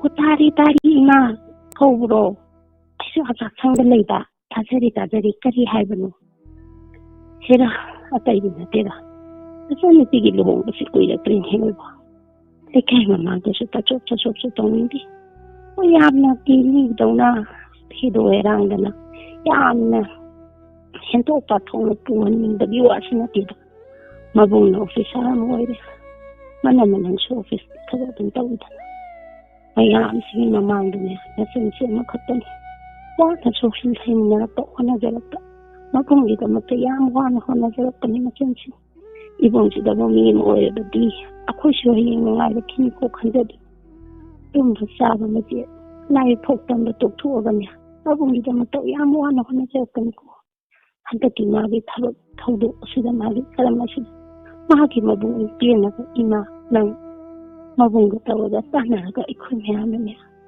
isa si ma ga khara ya na चाव न पीद्रबसु पुनजोबसु नंगना मा हाइबदु सकदोरे ai हाइबदि हक्सांग सिंगमदु दum लेदबनि नंगना खरसि यलु हाइबदु अदुगि ओरदि केन खंदिरु नैना तामसौना दु याना ब तौजनि केनो इमाना पखंद खंदना वाखंदो नारगने हला gun चालने अखोय मादम करी हायोरि खोलुरि हाइनु अदु सरो अदुम लेबियो इना मसाना पाना लोय थोक तौजनि sana chilongin harik tawbon ima adugani on poti matang sudya abai bana leibani yamna nya akhoi di sugum besidi tawbodi id pamdi ko samna hairabadani na akhoi su yong palibani na isai su siamba haibam su leibani na khangdi id ima ga tamsawna dam tawbodi yare id thota de na haijani hai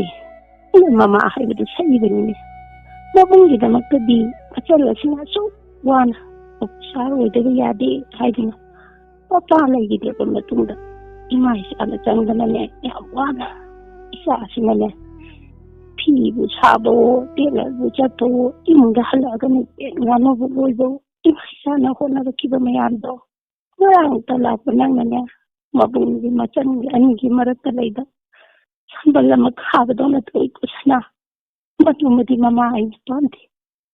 Nangju jumnak sagay madagi laklaga sida gitilari ben imun sida. Matam gisa naging haidna ako'y hido hirang bugisunati. Nasan sige tudaw yada ba ꯃꯤꯒꯤ ꯃꯃꯥꯡꯗ ꯆꯣꯞꯇꯅꯕ ꯑꯃꯃꯝꯇꯪ ꯑꯣꯏꯔꯕꯁꯨ ꯍꯥꯞꯂꯒ ꯃꯕꯨꯡ ꯄꯦꯟꯅ ꯆꯠꯈꯤꯕꯗꯨ ꯏꯃꯥꯅ ꯄꯥꯝꯕꯒꯤ ꯋꯥꯅꯤ ꯑꯗꯨꯕꯨ ꯍꯥꯏꯕ ꯏꯃꯥꯒꯤ ꯍꯦꯛꯇ ꯈꯟꯖꯤꯟꯕꯤꯁꯦ ꯍꯦꯛꯇ ꯑꯁꯤꯃꯗꯤ ꯑꯩꯒꯤꯗꯤ ꯋꯥꯁꯦ ꯑꯃꯨꯛ ꯉꯥꯡꯅꯔꯒ ꯂꯣꯏꯔꯦ ꯑꯩꯗꯤ ꯑꯅꯤꯔꯛ ꯊꯣꯛꯅ ꯑꯍꯨꯝꯂꯛ ꯊꯣꯛꯅ ꯇꯦꯛ ꯇꯦꯛ ꯉꯥꯡꯕꯁꯦ ꯌꯥꯝ ꯍꯩꯅꯖꯗꯕ ꯍꯥꯏꯇꯥꯔꯦ ꯐꯔꯤ ꯏꯃꯥꯅ ꯑꯄꯥꯝꯕꯗꯣ ꯑꯗꯨꯝ ꯇꯧꯕꯤꯌꯨ ꯃꯆꯥꯒꯤꯗꯤ ꯀꯩꯁꯨꯝꯇ ꯍꯥꯏꯅꯤꯡꯉꯥꯏ ꯂꯩꯇꯦ ꯍꯥꯏꯖꯅꯤꯡꯉꯤ ꯏꯃꯥ ꯀꯩꯅꯣ ꯏꯅꯝꯃꯒ ꯉꯥꯡꯅꯔꯤꯗꯨꯕꯨ ꯐꯥꯒꯦꯅ ꯇꯥꯕꯅꯤ ꯀꯩꯗꯧꯋꯤꯅꯣ ꯏꯃꯥ ꯑꯩꯒꯤ ꯑꯣꯡꯕꯗꯃꯛꯇ ꯏꯃꯥꯅ ꯏꯅꯝꯃꯒ ꯍꯟꯖꯤꯟ ꯍꯟꯖꯤꯟ ꯉꯥꯡꯅꯔꯤꯁꯤ ꯂꯩꯀꯥꯏ ꯃꯃꯥꯡꯗ ꯇꯥꯔꯒ ꯏꯃꯥ ꯌꯥꯝ ꯏꯀꯥꯏꯖꯩ ꯀꯔꯤꯝꯇ ꯄꯨꯗ꯭ꯔꯕꯁꯨ ꯌꯥꯏ ꯏꯃꯥꯅ ꯄꯤꯕꯤꯕ ꯑꯁꯤꯗ ꯏꯃꯥꯅ ꯌꯨꯝꯕꯥꯜꯂꯣꯟ ꯇꯥꯛꯄꯤꯕ ꯅꯆꯥꯅ ꯍꯌꯦꯡ ꯅꯥꯛ ꯁꯥꯒꯩ ꯑꯣꯜꯂꯕ ꯃꯇꯝꯗ ꯂꯩꯔꯝꯂꯤꯕ ꯏꯃꯥ ꯏꯄꯥ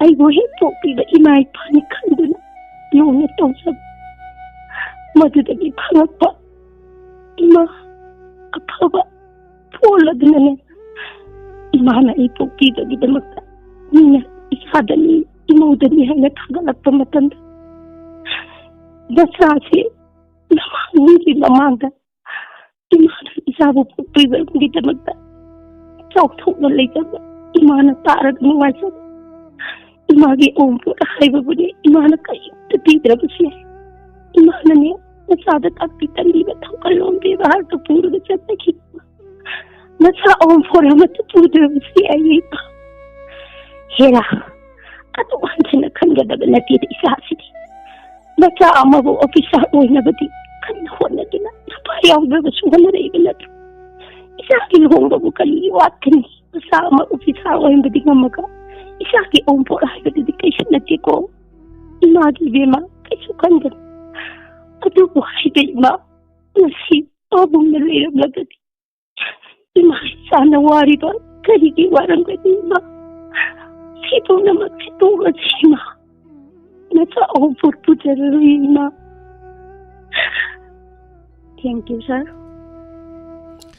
थागचरी मैडम याम फजबा डायलॉग अमा उत्पिरे मसिगिदमक्ता थागचरी लाइफ चाट लेबिरिबसिंगनसु याम थागतपिरे थैंक यू नाथोक्सरी बतौर मसिदा सरु याबिरप्पा थैंक यू सर सर बुसु अदुगा थागतपिरिबे मयाम पुनमकुसु इमामुकना काय खमनबो सर थैंक यू बरजेश्वरी तकेल चंबम पदमा देवी थागचरी बिना तौदाम कुंजेश्वरी देवी हुद्रम नुंगसी थैंक यू अरिबम गेना श्याम शर्मा प्रोमिला मोतम थागचरी तरम सर याबिरप्पा डायलॉग से सांगक पतारबा पोल से सुम सांग लेतागदि सुम नमदोइनी दनको कुइना खकनब टाइमिंग अमा थमजबनी मिनिट 5 फी डायलॉग नत्रगना सैरेंग मिनिट 5 से लोई दब हाइतारे ने डायलॉग से लोई दतना सुम चथा लेतारगदि डायलॉग अददि कोइ मरक्तदि कक्थचररोय कैगिनो आदि मपुंग फारुइदोइनी वरी से मरम मदुना अखोगी पोल दि मरक अदुदा दम लोइसनजरकनी हाइबा तारे मरम मदुना कॉलर सिंगना 1 to 5 मिनट तगी हेना मतम लौबिदना बनिक सिंगजरी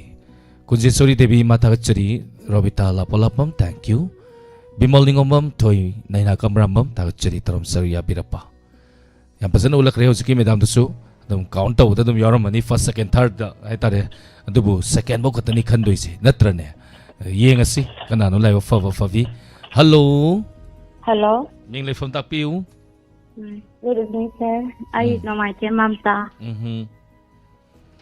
मैडम कई मथे साबी रगे सर तमथोंग जा रहे अचम मसा बीरे मैडम सही क्या सुबी रगे आई 50 प्लस होय रे इसा अनि चावरे ओके मैडम करी होना वीडियो होजिकती अंगांग सिंगदी करी क्लास का क्या काबी रगे सर आई से लेब अप थीबा हाइदोने 2000 दा आईगी नोय माम नोयगी काका लेगिद्रे को याम कुइरे दुगा इसा अनि से पिक टू पिक ना होंदोंबदगी हजि आई डॉक्टर ए इसा नुपी अहन से एमयू दा कंप्यूटर साइंस पीएचडी तौरी अदुगा इसा नुपाना दिल्ली दा कोचिंग मचा हमति थारी ग्रेजुएशन लोइरागा को आई याम वाना स्ट्रगल तौरी आई अखोय मागी हेपोक मिना बमासीगी मै मनाक्ता मा मथंदा माय किया टेकर ओइरा लै याम थगनिंगाय नि मैडम गी थौना तमजनिंगाय नि याम नुंगाइजै ngasiगी लांथोक्सरिबा थौरम 90.0 होंगरे दोगी थौरम मसिदा सरु याबिरप्पा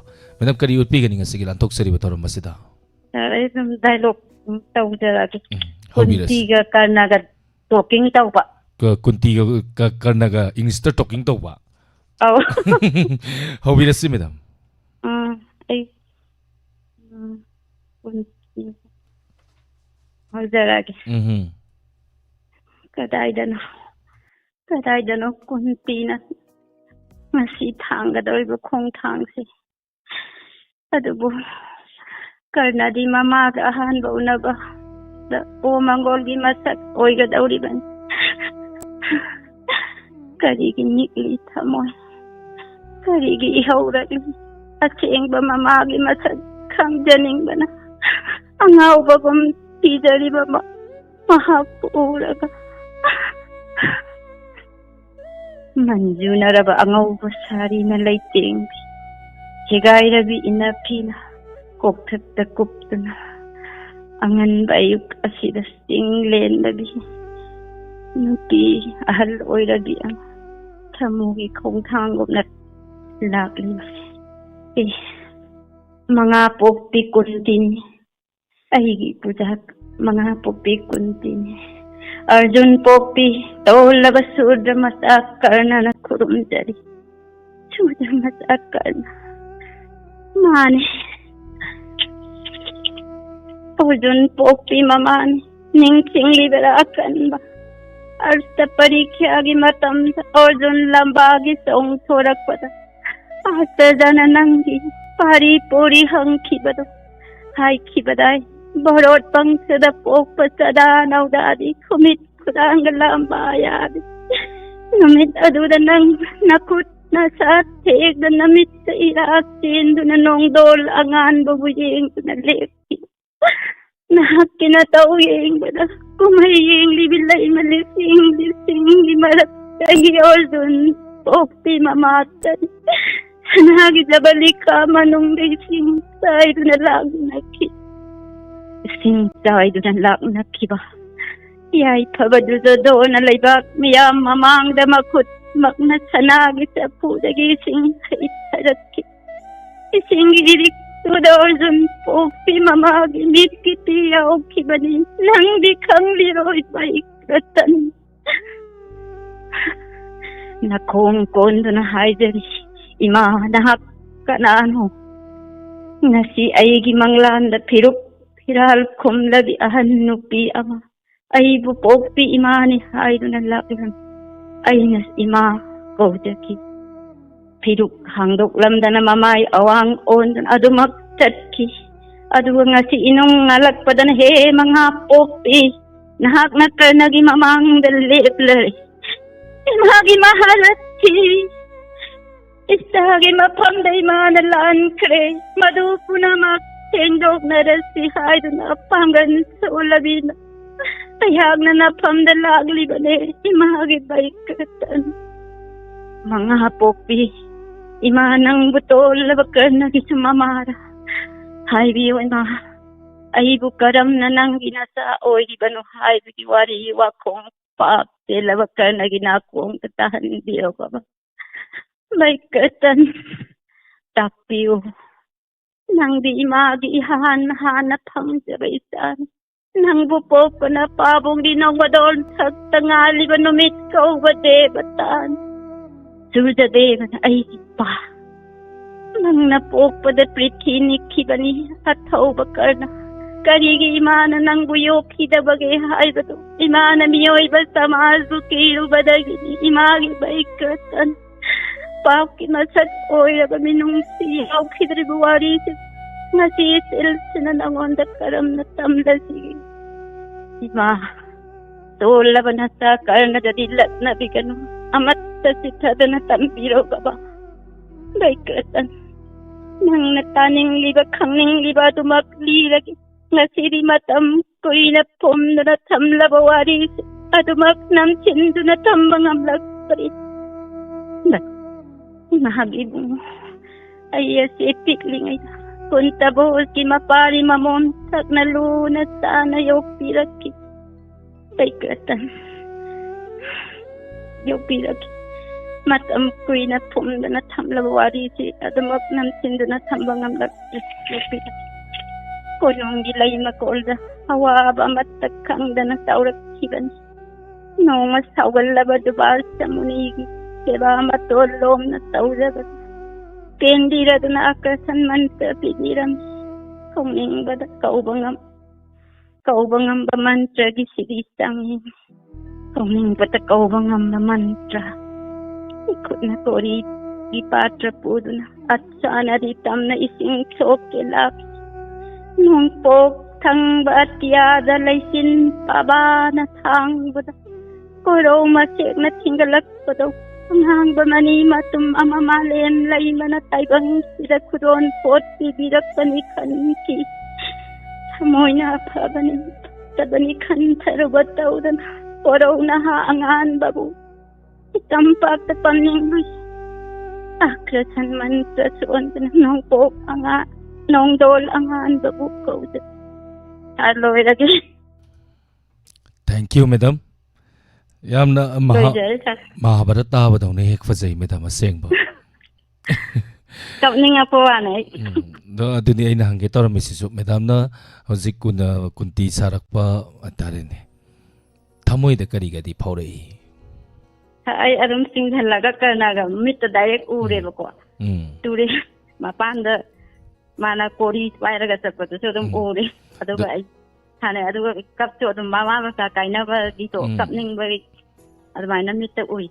Do madam khigi school gi time matam da hai batare school gi schooling mahiroi oi rikanda di college ki matam da di madam khigi college ki drama gumba school gi drama gumba daga di dum yaubi rak pro sa drama di yaude pa ko adu ga college da some dialogue to wodi yaure ba khoi na thaina piu chena khoi 12 hai che hojikan ge saida aina abhimanyu sibada mama na teng tha ba to adu kap sai ada college ki nu pa myam na ima ki abhimanyu wala ko chanta na yam nungai je madam yam na angak patele ni masi mipum ko di magta yaute pedam da isor na pitorak pa gift kar yauri maram maduna ngasigi thorom masida Mahabharat ki mati masana biram dana thorom masi mapung phan biram thachari sa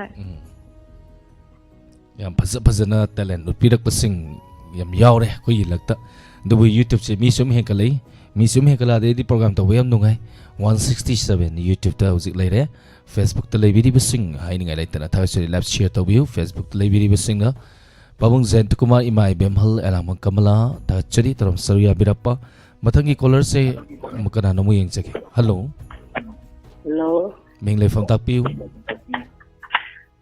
wang bal dei namani mata dre makitang kanangang si wang bal dei namani nakan dagi radio dong atang lai thabi ima video khong di ma pan imana he call torok pase akoi da dum hala taba maki phone khong di ai ma pan ni imai mingdong tang habiu wang bal da mani ibemhal okay wang bal da mani o ai rai ro ma tiam toroke hobiro ima nya gi buo ta khana nangna olni mawena porak paje imana pamde karigino mi nangna atombi poro naina ikhan bado nasi bau ya disipo olna nasi di oraktre hayang han ke so dana ko la dawni olni du kaina bra karino tawdori bani aduni na imi sidak tadi uhalu ani lombado muta khana ko bugi magun dong tadi ngau ko nai bungo olini che ba laudan ne amadamu amka dia tombi du poragan ne mamu je ke uma se hoi na ai choi dang ki poradang na tombi du por tan thonga da le rabani lausal sopta hoi thona harau da ko pare ne olini ne sinchit ka paragan ne chen thora hangan ko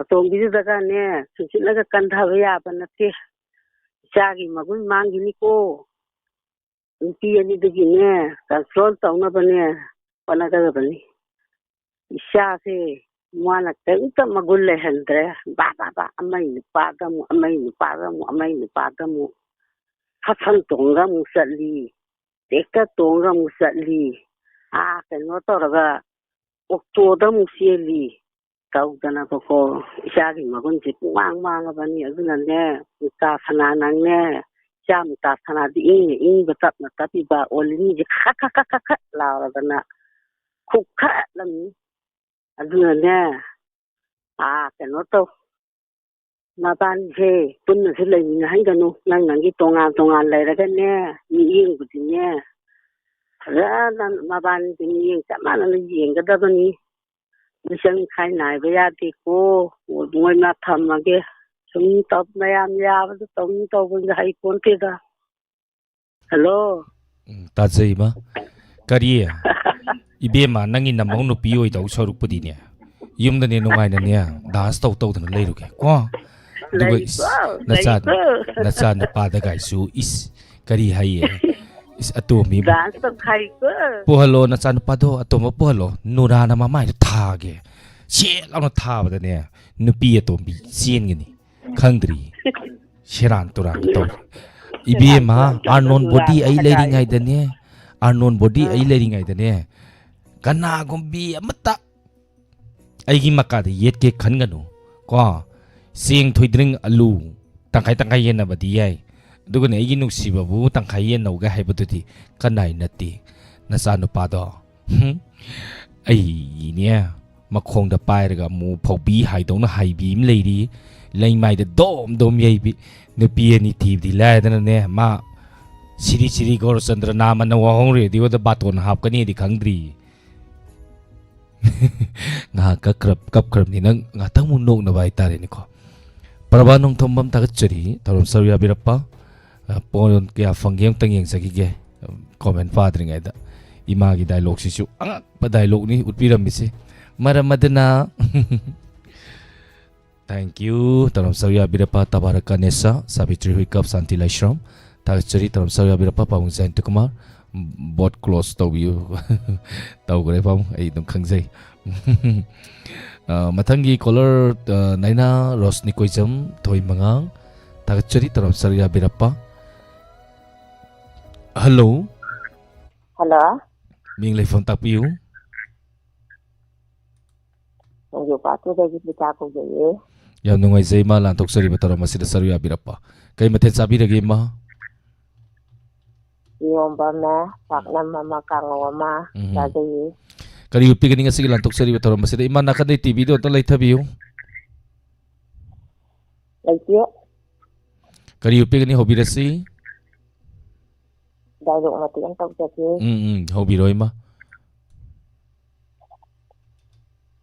ita akwai ne amfani da biya nunga ya ita ko akwai sin akwai tunna amfani da akwai ne na rufe bako ita ka don ta kashi hari no ado kan din ne ka don ta sike kasin rom da sala di akwai diamond da yang bayan ne ko diamond te bi wa hong de se akwai yan nan ci ko ni ci ita ta pulis ya Hoi ita mayang ta pulle sine ita sinju uni akwai tong pullo ra dinangai ni ta hoi akwai je salaga di akwai na sana thakna ba puraga punna samin narusi angang singena ne jip kharaga piram adi phada bai ho yensi ita sinju uni da matha chalusi ike Now ita akwai ne tunjala kana na horo o matang haigro aduga sasiko aduga akwai ne program amtang su pangthok le ya bre yensi hoi adudi matang akwai phone tawrage ko ise hoi now akwai matang phone tawraga ne ise now ita akwai ne pullu siko sanjare ita thank you Thank you ma Tagachari tarom sarya biraktana tarom masima pungpan birama thank you Ima sense Ima sukai de ma yaubi gadabani Tagachari ꯅꯨꯡꯁꯤꯗ꯭ꯔꯅꯦ ꯏꯃꯥ ꯏꯕꯦꯜꯁꯤꯡ ꯑꯁꯤꯅ ꯆꯍꯤ ꯌꯥꯝꯅꯕ ꯌꯥꯝꯅ ꯍꯥꯏꯇꯥꯔꯦ ꯌꯥꯝꯅꯁꯨ ꯌꯥꯝꯅ ꯉꯁꯤꯒꯤ 90.0 ꯋꯥꯍꯣꯡ ꯔꯦꯗꯤꯑꯣꯒꯤ ꯂꯥꯟꯊꯣꯛꯆꯔꯤꯕ ꯊꯧꯔꯝ ꯑꯁꯤꯗ ꯁꯔꯨꯛ ꯌꯥꯕꯤꯔꯛꯇꯅ ꯃꯥꯒꯤ ꯑꯍꯩꯕꯁꯤꯡ ꯎꯠꯄꯤꯗꯅ ꯊꯧꯔꯝ ꯑꯁꯤꯕꯨ ꯃꯄꯨꯡ ꯐꯥꯍꯟꯕꯤꯔꯤꯕ ꯑꯍꯜ ꯂꯃꯟ ꯄꯨꯝꯅꯃꯛꯄꯨ ꯍꯥꯏꯅꯤꯡꯉꯥꯏ ꯂꯩꯇꯅ ꯊꯥꯒꯠꯆꯔꯤ ꯂꯣꯏꯁꯤꯜꯂꯛꯀꯗꯧꯔꯦ ꯊꯧꯔꯝꯁꯨ ꯀꯣ ꯃꯔꯝ ꯑꯗꯨꯅ ꯂꯥꯁ ꯀꯣꯂꯔ ꯑꯣꯏꯔꯛꯀꯦ ꯂꯥꯁ ꯀꯣꯂꯔ ꯑꯣꯏꯍꯩꯒꯨꯝꯁꯤꯔ ꯑꯃꯒ ꯄꯥꯏꯈꯠꯈꯤꯒꯦꯀꯣ ꯊꯧꯔꯝꯁꯤꯁꯨ ꯀꯟꯅ ꯅꯨꯡꯉꯥꯏꯕ ꯑꯃꯗꯤ ꯌꯥꯎꯔꯛꯏ ꯑꯩꯁꯨ ꯃꯌꯥꯝ ꯉꯁꯤ ꯂꯥꯏꯐ ꯁꯥꯏꯠ ꯌꯥꯝ ꯁꯥꯡꯅ ꯄꯥꯗꯕꯅꯤ ꯋꯥꯔꯧꯕꯤꯔꯣꯏ ꯌꯥꯝ ꯄꯥꯗꯕꯁꯨ ꯃꯌꯥꯝ ꯌꯥꯎꯏ ꯇꯧꯕꯇꯕꯨ ꯀꯅꯥ ꯌꯥꯎꯔꯛꯏ ꯀꯅꯥꯅ ꯀꯔꯤ ꯍꯥꯏꯔꯤ ꯍꯥꯏꯕꯗꯤ ꯑꯗꯨꯃꯛ ꯎꯏ नावरेम कविता तागचरी मनितोंबी असेम मया थोंगाम तागचरी माई बेमहल तागचरी थैंक यू तवरा कनेशा तागचरी इमारो सिनादो ngasai sairing डायलॉग को ममी इरक्तो माले दुम इरक्किदर माने इगी तारगदी मांग तक पेस्ट तौबिरो हेलो हेलो मिंगले फोन तापियु सर कामो बुम सर उजाइबम सायम नुंगाइजे लांथोकसरी बथरम मसिदा सरु याबिरप्पा उजाइबम सा जिम मथेल अहो यम सागन बो जानी उजाइबम सा कई मथे साबिरगे सर नसिदी हिंगोन ओय तोमे सर हिंगोन सरिंग दो यम हाउरी से ओजा आइदी मदुगी मथेन दो हे उबग टें कोटेक लंगनिंगक्पा द करी उतपी गनी उजाइबम सा लांथोकसरी बथरम मसिदा वरी ओना मतलब हाउबिरसी आइगी वरी सिगी ममिंग दी हौदोंना मै लौबा थाइना ममांगैदा चावबा जंगल अमा लेरमी जंगल सिगी नुक्सुप थांगदा खुंगंग खरसु ताई जंगल सिदा सा मकन सुना लेरमी हाइबा सा सिंग सि मरक्ता हौदोंग सिसु यावरमी हौदोंग सिगा कई सिगदी कईगी मदोन चावैना थोय हौदोंग जे नमखोय नि सिम मसिनजाक थीबा थुरोपदा वक्सिंगी मतम ओइबना उन्न खंग ताबना मखोय नि सि यामना इंगमी कईना समदोन हाइरमी दोमचा खोइसि मई गितंग याउद्रदि इंगमन खोंगसि सिनजाक थीबा चटबा ngammaroy aduna खुलक असिदगी मई गितंग लौरुगदौसिदि दोमचा नतदना मई लौदो मी अमता लैत्रे अइना चलुरदि आइबो हालकपने खंगते तालकपने खंगते जैरकपने खंगते तौरानी aduna इंदोमचा अमतंग चटपियो अइ मसिदम सिंग खोमजलमगे हौदोंना फरे फरे अदुदि लेरमो इमा चलुखिगे हरमगा महाक्सि पर खुंगंग तमना लाए खुंगंग तमना लागो मतम सिदा महाकी चंगलकपसिदा थोंगि लोइना लोनखमदना माजि कराय चंगजेगेना कोइथि तिरकदा येंगाइदा हंगमदि महाकी काकलगा चंगाय सुनो चंगकपो मतम सिदा मासो आराम खौरांगबगा इंगबगा मसिदा कोलिकता साक दुखा जावरमदो महांगना साथो मतमदा चंगसिलकबगा फुंग चखम लेरंग मई लेरमदो मदु चंगसिलगा माक्सि यायरगा तुमिंगादे नुंगान थोकेबदगी माक्सि चक्कदौसि कीरे कईना करी हायरकदौगे हायबसिदा मांगना कले करीगे चलुदोम नो दुगु मलम हांगदो नोंजु नुक्सा मरगदो सिदा नुंगाय लेथो लोरे माक्सि नुंगाय कुनन लेथोखरे सोमना कई अदुना कमदौरि मतमदा उना वना खोमजलगा माक्सो मदोम जांगायरगा उना वना मर अदुदा तुमिंगायदा सदान बसिंग लाकपगा सदान मन इंगेना म हपुदु मई थाबा कईदु साकना मरंदी कई दो सदान बसिंग दुगी मचिनजा कोइकी सारे की वरी सिदा लोचिनजरे थैंक यू ओजा याम फजबा माउ पिरकरे वरी मा तागचरी थैंक यू असुगी लांतोक सरीबा तलन हन थौर मसुगी अरुइबा कॉलर लकुचगे कया फंकरे 22 पॉल याम नुंगाइ रिजानी को ngasi program se aidi mai hore haisini nungai trabo me program se bo ngasi inspector tai hai dong ngan gani mayam ngai minarasi aroiba caller ni lokuchar ka doise loirapodai gi dialogue mate ma hapaba matungda akogi lady c gulaf hariba lila sidagi mate ma sajinba lila dugi dialogue tadi yaudabra di khangde kara mo malan bayaba dialogue mo charake duga losinjage hello hello मिंगले फम ताकपियु सारोनेन आई सेनम इबेम जाने लासु ओरे अदुगा कनोनि ngaraang ju phangdi phangba aduda amuk ngasi jung torokosida akaiba leibjala leite ke sukaide tagat sari ri ꯀꯔꯤ ꯃꯊꯦꯜ ꯆꯥꯕꯤꯔꯒꯦ ꯏꯗꯣꯝꯆꯥ ꯑꯣ ꯀꯩꯅꯣꯅꯦ ꯏꯟꯗꯣꯝꯆꯥ ꯉꯁꯤꯗꯤ ꯀꯩꯅꯣ ꯁꯔꯥ ꯁꯟꯕꯤꯅꯦ ꯐꯩꯖꯥꯅꯦ ꯍꯋꯥꯏ ꯃꯨꯕꯤꯅꯦ ꯏꯔꯣꯜꯂꯦ ꯉꯔꯥꯡ ꯅꯍꯥꯟ ꯌꯨꯝꯗꯒꯤ ꯈꯔ ꯊꯥꯔꯛꯄꯅꯦ ꯑꯗꯨꯒ ꯇꯧꯔꯒ ꯉꯥ ꯃꯊꯦꯜ ꯑꯃꯒ ꯑꯗꯨꯝ ꯇꯞꯅ ꯇꯞꯅ ꯑꯗꯨꯝ ꯈꯖꯤꯛ ꯈꯖꯤꯛ ꯆꯥꯁꯟꯈꯔꯦ ꯌꯥꯝ ꯅꯨꯡꯉꯥꯏꯖꯩ ꯏꯗꯣꯝꯆꯥ ꯂꯥꯟꯊꯣꯛꯆꯔꯤꯕ ꯊꯧꯔꯝ ꯑꯁꯤꯗ ꯁꯔꯨꯛ ꯌꯥꯕꯤꯔꯛꯄ ꯍꯣꯏ ꯀꯔꯤ ꯎꯠꯄꯤꯒꯅꯤ ꯑꯗꯣ ꯀꯩꯅꯣꯅꯦ ꯁꯨꯝ ꯃꯌꯥꯝꯒꯤ ꯀꯩꯅꯣꯗ ꯑꯣꯏꯅ ꯑꯩꯁꯨ ꯀꯩꯅꯣꯅꯦ ꯄꯥꯕ꯭ꯂꯤꯁꯤꯇꯤ ꯃꯇꯦꯛ ꯑꯃꯇꯪ ꯇꯧꯒꯦ ꯕꯣꯠꯀꯤ ꯌꯥꯕ ꯅꯠꯇ꯭ꯔꯣ ꯕꯣꯠꯀꯤ ꯍꯧꯕꯤꯔꯁꯤ ꯂꯥꯏꯐ ꯁꯥꯏꯠꯇ ꯂꯩꯕꯤꯔꯤꯕ ꯃꯌꯥꯝ ꯄꯨꯝꯅꯃꯛꯁꯨ ꯑꯗꯨꯝ ꯐꯥꯒꯤꯅꯤ ꯍꯥꯏꯅ ꯈꯜꯂꯒ ꯑꯗꯨꯝ ꯇꯥꯃꯤꯟꯅꯁꯤ ꯃꯌꯥꯝ ꯍꯧꯖꯔꯒꯦ ꯃꯥꯏꯀꯩ ꯑꯁꯣꯝꯗ ꯂꯩꯕꯤꯔꯤꯕ ꯄ꯭ꯔꯖꯥ ꯏꯄꯥ ꯏꯄꯟ ꯈ꯭ꯋꯥꯏꯈꯤꯕꯤꯀꯤ ꯃꯐꯝꯗ ꯅꯅꯥꯏ ꯇꯣꯂꯨꯃꯨꯅ ꯕꯣꯠꯀꯤ ꯕꯤꯈ꯭ꯌꯥ ꯅꯤꯕ ꯂꯥꯛꯆꯔꯤ ꯂꯥꯛꯂꯤꯕ ꯏꯂꯦꯛꯁꯟ ꯑꯁꯤꯗ ꯃꯤꯌꯥꯝꯒꯤ ꯃꯃꯜ ꯌꯥꯝꯂꯕ ꯕꯣꯠꯀꯤ ꯕꯤꯈ꯭ꯌꯥ ꯄꯤꯕꯤꯗꯨꯅ ꯅꯅꯥꯏꯕꯨ ꯃꯤꯌꯥꯝꯒꯤ ꯁꯦꯕꯥ ꯑꯣꯏꯅ ꯄꯥꯈꯣꯜ ꯑꯣꯏꯅ ꯊꯥꯕꯤꯌꯨ ꯅꯅꯥꯏꯅ ꯉꯁꯤ ꯃꯤꯠꯇꯒꯤ ꯄꯤꯒ ꯂꯣꯏꯅꯅ ꯕꯤꯈ꯭ꯌꯥ ꯅꯤꯕ ꯂꯥꯛꯆꯔꯤꯁꯦ ꯑꯗꯣꯝꯒꯤ ꯃꯃꯜ ꯌꯥꯝꯂꯕ ꯕꯣꯠꯇꯨ ꯑꯩꯒꯤ ꯏꯐꯝꯗ ꯄꯤꯕꯤꯔꯒ ꯑꯩꯅ ꯃꯌꯥꯝꯒꯤ ꯊꯕꯛ ꯇꯧꯅꯦꯅ ꯋꯥꯁꯛꯇꯅ ꯋꯥꯇꯦꯝꯗꯅ ꯇꯧꯈꯤꯕ ꯃꯌꯥꯝꯗꯣ ꯑꯩ ꯁꯣꯏꯗꯅ ꯇꯧꯒꯅꯤ ꯍꯥꯏꯅ ꯑꯩꯅ ꯃꯤꯌꯥꯝꯒꯤ ꯃꯐꯝꯗ ꯋꯥꯁꯛꯄꯒ ꯂꯣꯏꯅꯅ ꯍꯥꯏꯖꯔꯤ ꯍꯜꯂꯣ ꯍꯜꯂꯣ ꯃꯥꯏꯀꯩ ꯑꯁꯣꯝꯗ ꯂꯩꯕꯤꯔꯤꯕ ꯄ꯭ꯔꯖꯥ ꯏꯄꯥ ꯏꯄꯟ ꯈ꯭ꯋꯥꯏꯈꯤꯕꯤꯀꯤ ꯃꯐꯝꯗ ꯅꯅꯥꯏ ꯇꯣꯂꯣꯃꯨꯅ ꯕꯣꯠꯀꯤ ꯕꯤꯈ꯭ꯌꯥ ꯅꯤꯕ ꯂꯥꯛꯆꯔꯤ ꯅꯅꯥꯏꯒꯤ ꯃꯔꯀꯥꯔꯗꯤ ꯍꯕꯤ ꯖꯕꯤ ꯃꯔꯀꯥꯔꯅꯤ ꯄꯤꯕꯤꯌꯨ ꯂꯣꯏ ꯁꯣꯏꯗꯅ ꯑꯩꯅꯁꯨ ꯃꯤꯌꯥꯝꯒꯤꯗꯃꯛꯇ ꯅꯝꯊꯥꯛ ꯇꯧꯗꯨꯅ ꯑꯩꯒꯤ ꯅꯨꯡꯉꯥꯏꯕ ꯌꯥꯏꯐꯅꯕꯒꯤꯗꯃꯛꯇ ꯍꯣꯠꯅꯖꯒꯅꯤ ꯀꯥꯎꯕꯤꯒꯅꯨ ꯀꯥꯎꯕꯤꯔꯅꯨ ꯃꯤꯌꯥꯝ ꯄ꯭ꯔꯖꯥ ꯈꯨꯗꯤꯡꯃꯛꯀꯤ ꯃꯐꯝꯗ ꯅꯅꯥꯏꯅ ꯅꯝꯊꯥꯛꯀꯤ ꯕꯤꯈ꯭ꯌꯥ ꯅꯤꯕ ꯂꯥꯛꯆꯔꯤ ꯊꯦꯡꯛ ꯌꯨ ꯍꯟꯇꯛꯇꯤꯅꯦ ꯅꯝꯊꯥꯛꯀꯤ ꯕꯣꯠ ꯈꯣꯝꯕ ꯂꯥꯛꯄ꯭ꯔꯥꯕꯨ ꯏꯕꯦꯝꯃ ꯅꯪ ꯊꯥꯡ ꯁꯣꯔꯤ 55 ꯀꯦꯇꯥꯒꯣꯔꯤꯒꯤ ꯊꯥꯡ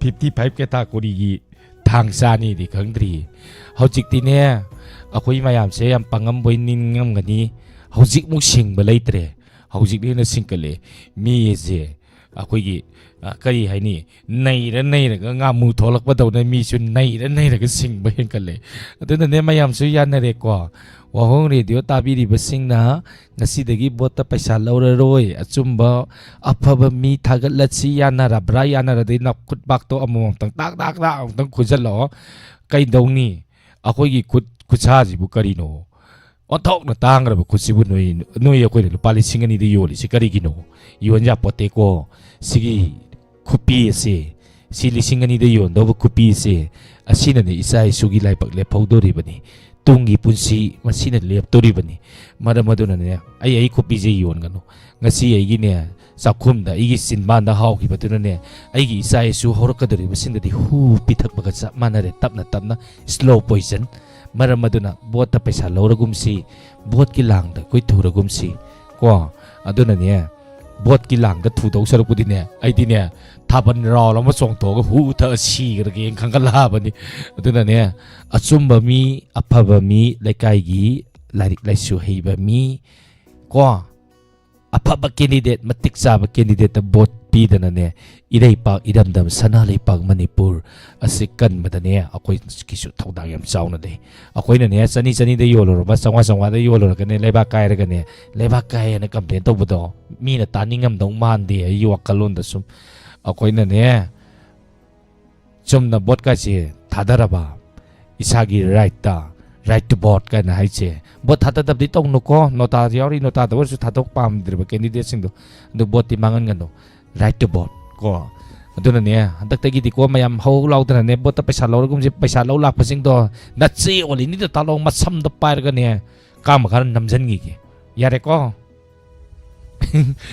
ꯊꯧꯔꯝ ꯑꯁꯤ ꯂꯣꯏꯁꯤꯟꯕꯒꯤ ꯑꯌꯥꯕ ꯂꯧꯖꯒꯦ ꯂꯣꯏꯁꯤꯟꯕꯒꯤ ꯑꯌꯥꯕ ꯂꯧꯖꯗ꯭ꯔꯤꯉꯩꯗ ꯗꯥꯏꯂꯣग ꯃꯆꯥ ꯑꯃ ꯇꯧꯔꯛꯑꯣꯏ ꯂꯤꯔꯤꯁꯤ ꯀꯔꯤꯒꯤꯅꯣ ꯑꯩꯅ ꯍꯜꯂꯛꯄ ꯃꯇꯝꯗ ꯑꯟꯗꯣꯔ ꯒꯨꯂꯥꯞ ꯍꯧꯒꯦꯗꯤ ꯍꯥꯏꯗꯅ ꯒꯟꯖꯥ ꯄꯥꯝꯕꯤ ꯉꯥꯛꯇ ꯍꯧꯔꯝꯃꯤꯁꯤ ꯀꯔꯤꯒꯤꯅꯣ ꯂꯤꯔꯤꯁꯤ ꯅꯠꯇꯦ ꯅꯪ ꯑꯩꯒꯤ ꯕꯣꯔꯤꯅꯤ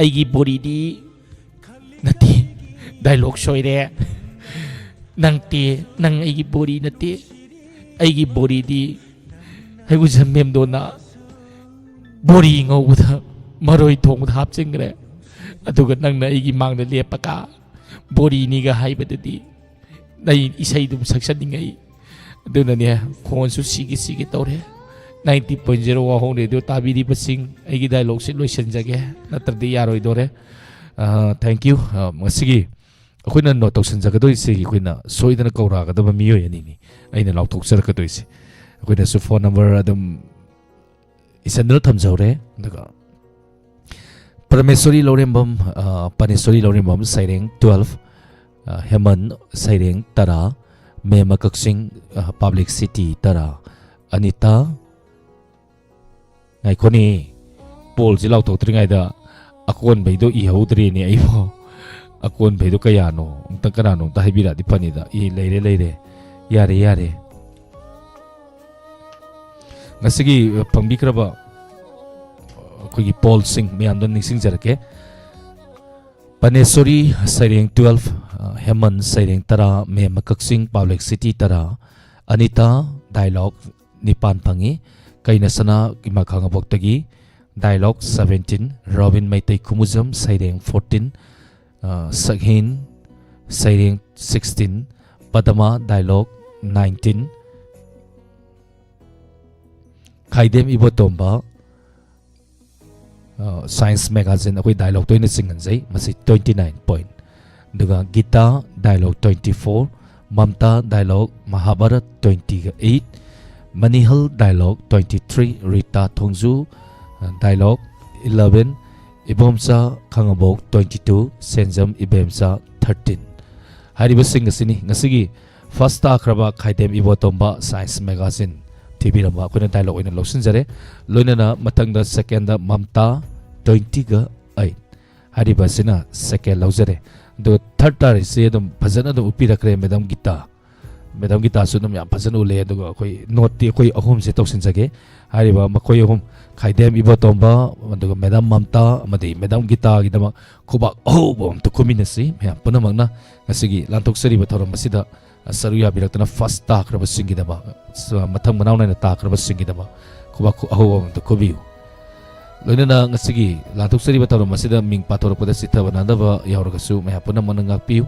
ngasidi live sa yam sang na pasakidre maramdi caller sing de hena khudong saba pina bagidama akoi hojiki mi ahum do koina lakhachar matungda akoina handaki tha sida natragasu March dai horagasu koina noma natraga noma di soidana kaurak lagani mafam asida adongi fajaraba dialogue sing mafam asida live ta waina maithong sak ullakanda hariba dialogue sing asi pina nabagi damak to koina kakutsaragani matam aduda ngasigi first second third ta karba singna lapiduna ngasigi mafam asida live bangtokpa aduda saru yabiu haina soidana saru yabiu haina meyang ya famda nonuk na hisari tharo masigi makata rakpa sumang kumai sumang lila meyam na suyam na hantak koi thabiro na hairak na koi lila se muka hanna nauna mu thajaga thori lila ni sana lepak na som artist association gi inga gi purnima hariba sumang kumai sumang lila asi meyam puna taminasi mathangda pung tarani thoi tarpa matamda saisakpa magi konjenda mu taminasi pung tarani thoi makai inspector tayai gi anau batangka pung tarani thoi makai da koi hauba yana leire lising mga satre kun ga mari huran bagi ka taraga ni pansoba hariba so lila koi inspector tayai anau basi mayam pung tarani thoi makai da haudoba mali mayam soidan haunaba ko concept sajari mayam punangai minerasi hojiki wena di miku kradang mayam dagi laptok sage punamapu alen sapam namaka ne korona kurumsari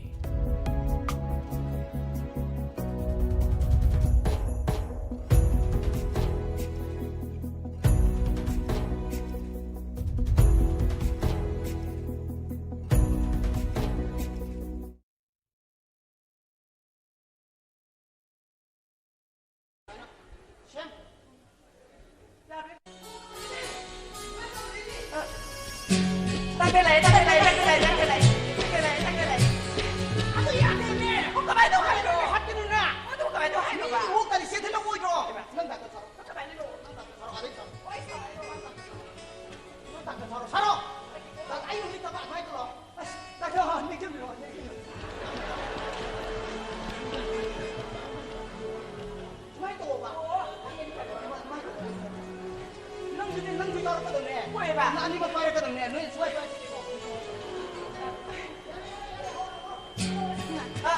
ꯂꯥꯛꯀꯂꯥꯏ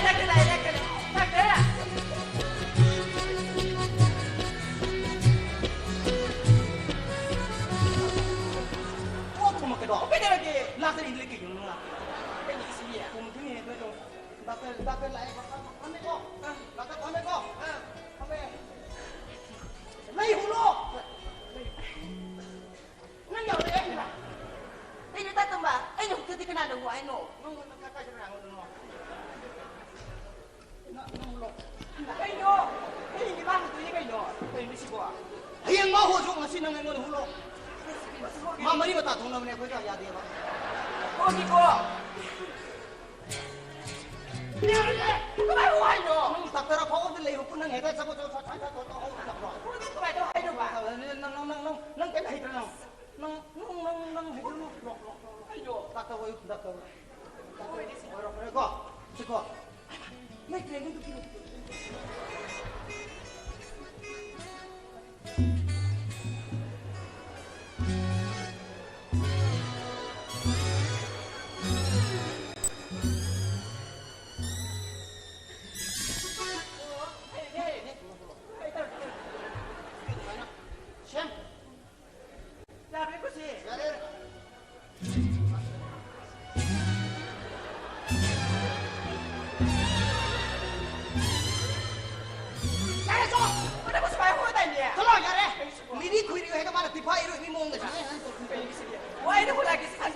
나사야 해접이도 훌로.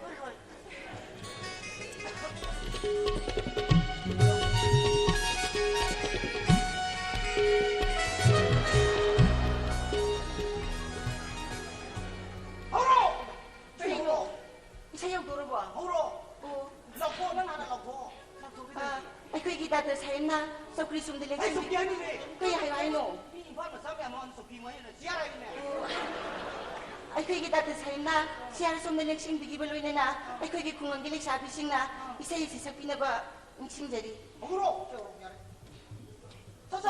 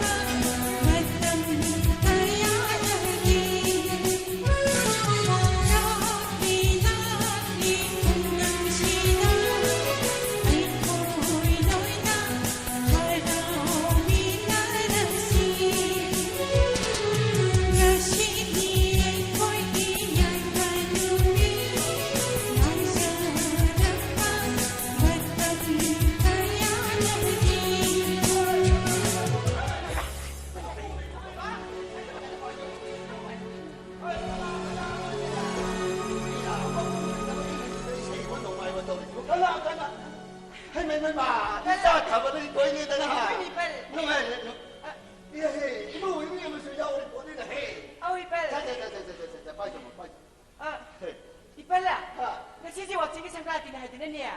Jadi kan subi sana sini ada tanah apa? Tapi di mana di sana ada mini pel. 아이콩. 막부 레이더에 뭉쳐나 거이나 ngasi지 waktu 상크란티 놈이네 얘들아. 너희들 강수비 짜나를 믿네 하. 누가이다 해 나사. 헤이 콘 헤이. 이번에 직장을 뻗는 거이는 사건 이셔이도 어때이네. 까나기 뭐 얘도 까나는 이놈네.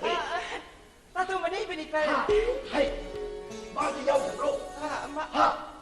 마부 락더라 하와니네. 이해 마부 까다이들 이제 해와니. 헤이. 닝원 아빠. 난디 강돈 머rum도 까리 루미노. 마파와. 예. 하래. 아맘마다 마파두디 우르니 해고. 마라가 식세예. 누가이다 자자이 모자. 나 거기 뭐 뿌레다 왜 뭉쳐 좀 보고 살아다나. 너희들 강수비 살아라면 제 이번 하나 우리 민해. 뭐가 세 상가비네. 수민해. 상가비 놈이다가 도둑 자들이 후이월래네. 수민해 할라만 하이나 벌레 이번이네. 아두이네 후이월가 미자르지 마이동. 수미. 이거 마담마도 수능아 이렇게 다. 가까이 마담도. 이빨 코이네 나하웨링이 마담마도 수능아 이렇게 보이네. 헤이. 이번 너희 나하오 이렇게 있다고. 아, 빠탕 레샤비 꾸룩꾸룩꾸룩 짜리 해래가네. हरिबुधान की लई थिमिनरइदो इपनो मांगोन कोरो कोन पाथं लेसाबिसे फमिनरगा लिकोन सानमिनरइने पुनमक मांगन गरेदो कुमै हराउसिंगदो मासा अमुक सानजर खंदेने कोइ अमु नुमाइदा सासाइ मौसाना कोइदने ngasiche toiding kang subi sana da muje ipal harauri mine he hui ni sikko side sining de ba adu ipala ta sa bu ka ta ka de no ta sa bu ko karma kam kar ne ai khoi ki doctor sang se sanga ba nang ba tholat kani ai da na si thi ma thare en he are ne adu dia mang ai mi khoi ngai ri se kari ki do na doctor sanga du mu isai saturi ye mo khoi na ai na pung ngai ni ta kla adu ni ni ni ta sa wo sai king da ba adu ho le em ne se adu ipala ta sa bu ka ta sa kin no sa ye mo sa ipal khoi na ni lai ra bo khoi bani da शेर तालू नहीं पैसा तालू नहीं है ना जबलपुर के driver करी मनी दुबू नारायण का लम्हे समिन दिने अदु ड्राइवर दुदी थोला अमबनी ने हे नुंशा तेरु मासुने संगा बसे नंग बने मराय लाक्षणी को मराय लाक्षणी सासा मुसा इबो इबे मानंगी पा नंग ने कदो इबो ने लो लाए दो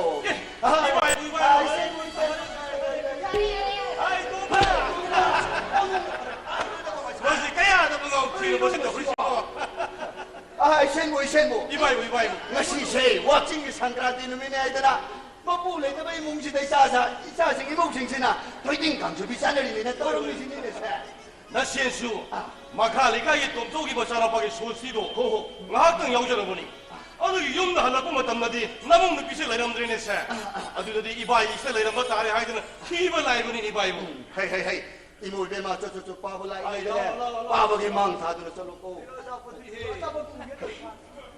부제로네 아이 나오네 헤이 이세는 짝집더네 이자 타발라 이신경 모용 포부든 필름답 야들에 헤이 마 튼비닝 아이 가나함들 레이드네 이세는 짝거든 모용 포부든 가르 튼비로 뭐 가르 낭구 나번이 라이브 강의 자 그놈 이싱 마이싱을 속좀 밀었나 그러고 예 파래 아두리잖아 이사 아시지 아이 나와 타발라 나와 चलो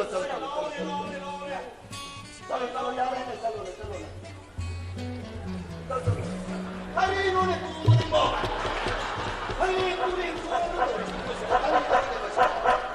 अरे दौड़ के नहीं खुद ही जम याद है मशीनी लाओ ने कोई हुआ है कि लाओ ने जी अंदर की डॉक्टर संग से संगा बनने न बनने बिना बाई साबुदो नंग ता साबुदो थोड़ा करिए जन हाय रे अदु संगा बसिगु 그동안 따르게 이번 너 여우도 야dom니고 뭐이네 이 야우도 이번이네 누구 모양 여우도 니 말로 이거 이거한테 나오겠다 아야 너 뭐 티를 뭐 하는 거야 뭐 시부 그러면 남는 세계네 뭐 시부 너왜도 뭐시 산점에서 미 삼아지면 남다 이상 그랬지 천먹기 삭도 안 해 철무게 먹으네 뭐 시디네 이제 꽉 뚫지네 왜 동무새 속이 아무 산지제 세난이 니강에 뭐사대 저기 비는 놈아 그덕자 빠바바바 이자가 어이 무도 천년 나쁜 새끼 미 좋아요 이러나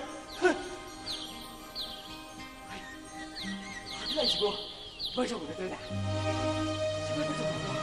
뭐저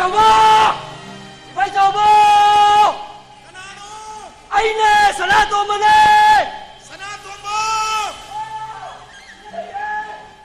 산체리로 어이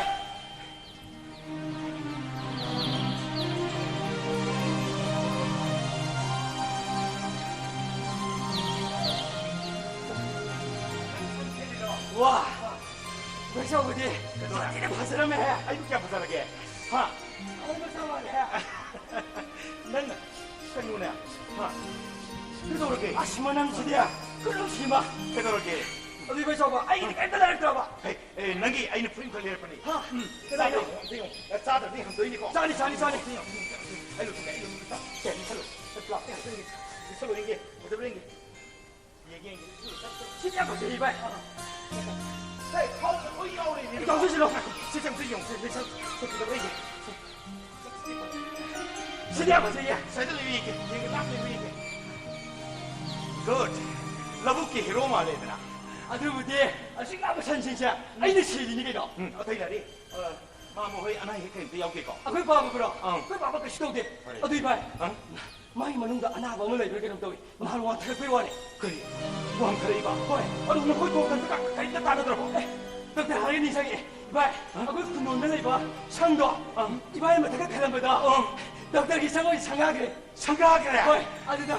그 시는 이상식 빼와니다. 그나나. 그 시나. 그래 하나. 호이. 왜 자꾸? 왜 자꾸? 아이, 너 그냥 지 이상이 아니 저기 되고. 그 집으로. 이제 깔때 저기 돼. 그렇게 보고 합나. 맞아 하려고 해와니다. 드네. 누구냐?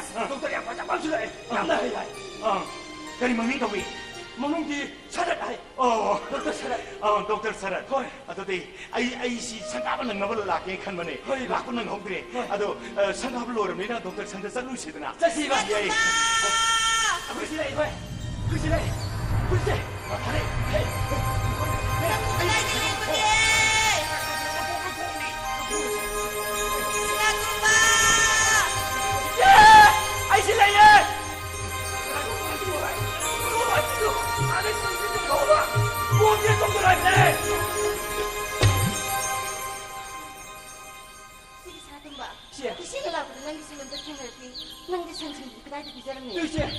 Dia hanu bapa, cinya kisah, saya bapa saya, asal lah usaha pisah mana ni saya. Tengkeri, nang selama menila, usaha ni saya sepura abri. Kerja kau kisah. Mesti di kampung itu mesti lebih sini. Kau di kampung tu? Nang aku lakukan tani do, ada kampung tu mesti lebih sini. Dia baru ni saya, sini mesti awak sini. Taruh ni saya ni. Mesti lah ini dekat kau kerja. Mak, tapi nanti sahabat tu ketemu dengan kau. Siapa? Mungkin saya, pernah nak kali saya, ada thaduk tu di sahabat kiba. Saya lagi nak saya. Aku mana saya, sonda. Kini manjut boleh berisyo. Ay gisana tu mana. Ia sanjay masa pematanda. Asyik emang, kurang sebab ada mana. Saya ibu saya boleh. Kita itu sangat mak. Aina pagi kau boleh saya. Mesti asyik. Mari kita pagi naik saya. Asyik itu kau tu buat. Nanti nak hasil lain lah.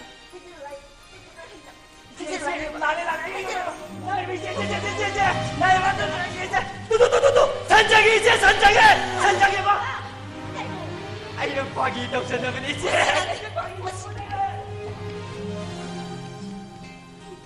Mesti asyik. Mari kita pagi naik saya. Asyik itu kau tu lupa.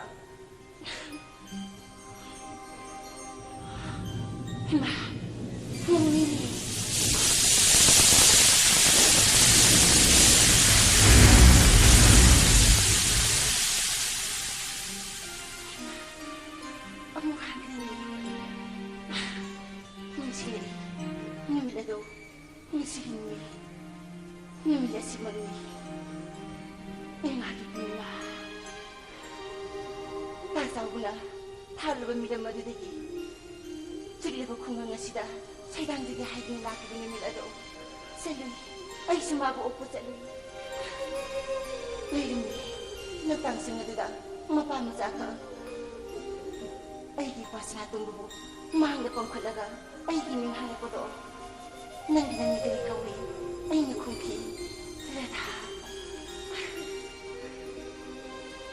Aku bibit harau rebus natu mula, mula muhangki, nangi nami kadi kawi, mahang kungki, ibai sang kawi. Mula tadi, ayi pas natu bagi damak tadi, mabai oiki. Ni nuk sibling mujuk kundel ni, masih ngasih ni, ibai kau rodo, nuk sibling kamu, masuk kuini loko tamu isibu, sangsar sedang yang kira kira. Hiso. Minum si jauh terba, minum si jauh terba mahal tu. Imang si dah mungkin yang tu nanti pun biuba. Isi nasi, pilih namun tu si jauh bi. Tungjaru, nani bukan tungjaru.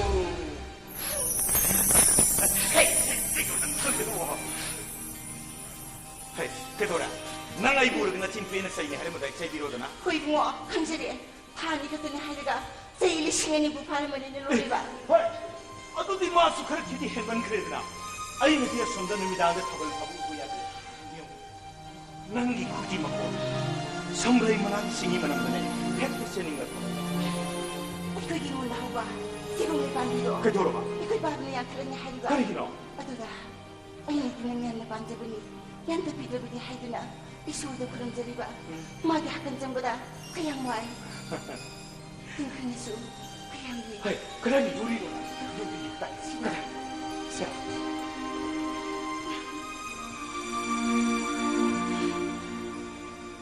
Kali tahan sendiri budi kan lagi. Lebalai nung bilang do. Ay kiging ulit satu do. Lay sa lamutan ni. Lay malamutan ki. Kayang mo ay. Alina na ito. Singnung ni. Kayang si. Singnung ni tamnagi nung siya konjal kaya ko. Uche oyagi nung sinchi konjal singa dulane. Nang na aibu kauri bude kalpa. Muju tamulai. Kung ginong na. Lagu lamang sin betul ni saya tidak. Lam gisir hasa kara bado. Yang bado bude kali. Nintam jangan pematam dah. Loi na paiki. Upai dilai tabuni na. Lam gisir hasa kara bersing itu dah. Ipawas matan saya kibani. Sendiri bikunggan ni. Aibu kau bila berapa? Nanggunung siduna hindi bani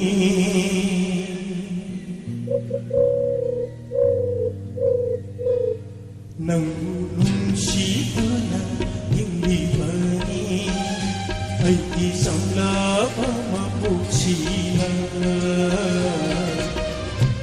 Karamneka kawan na nairingay Kau situ nang gunung situ na hindi bani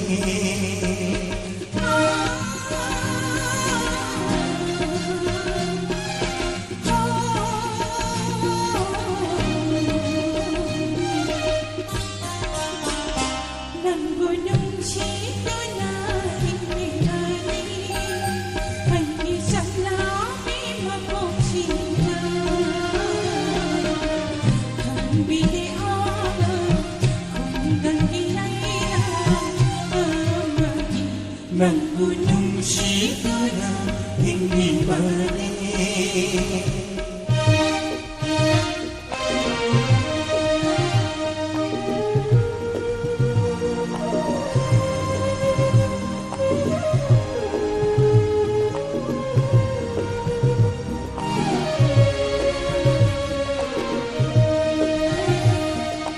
Sanjagi kang sinataw na tama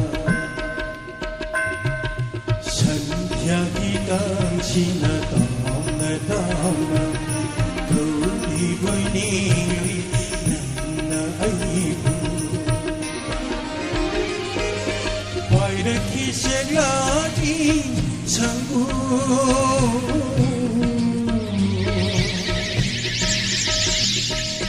Napautam lagi harau jadi Napautam lagi harau jadi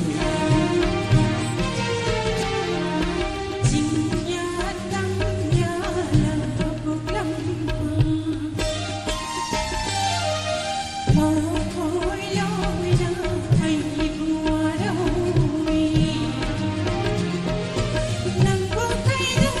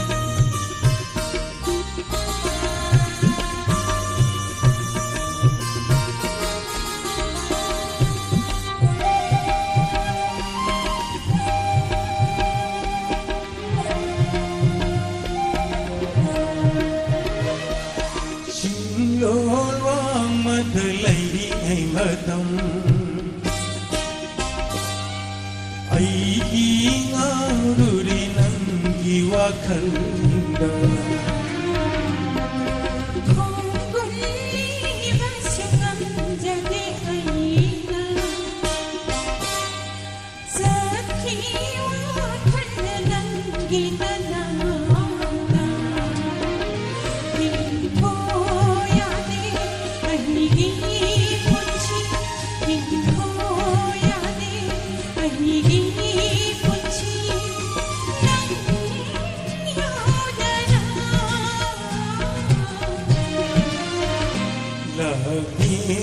masu nangkutim na lagi masu nangkutim na hingga purnima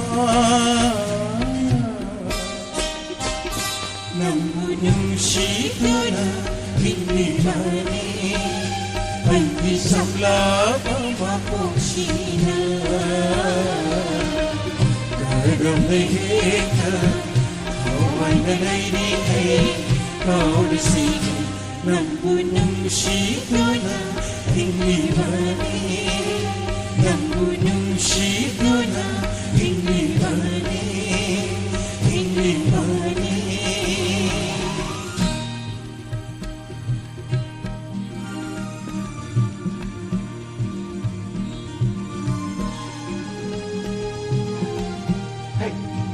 Radha Ngai kho Hey cái này rồi nó xé đi tụi bố Ngai kho em ạ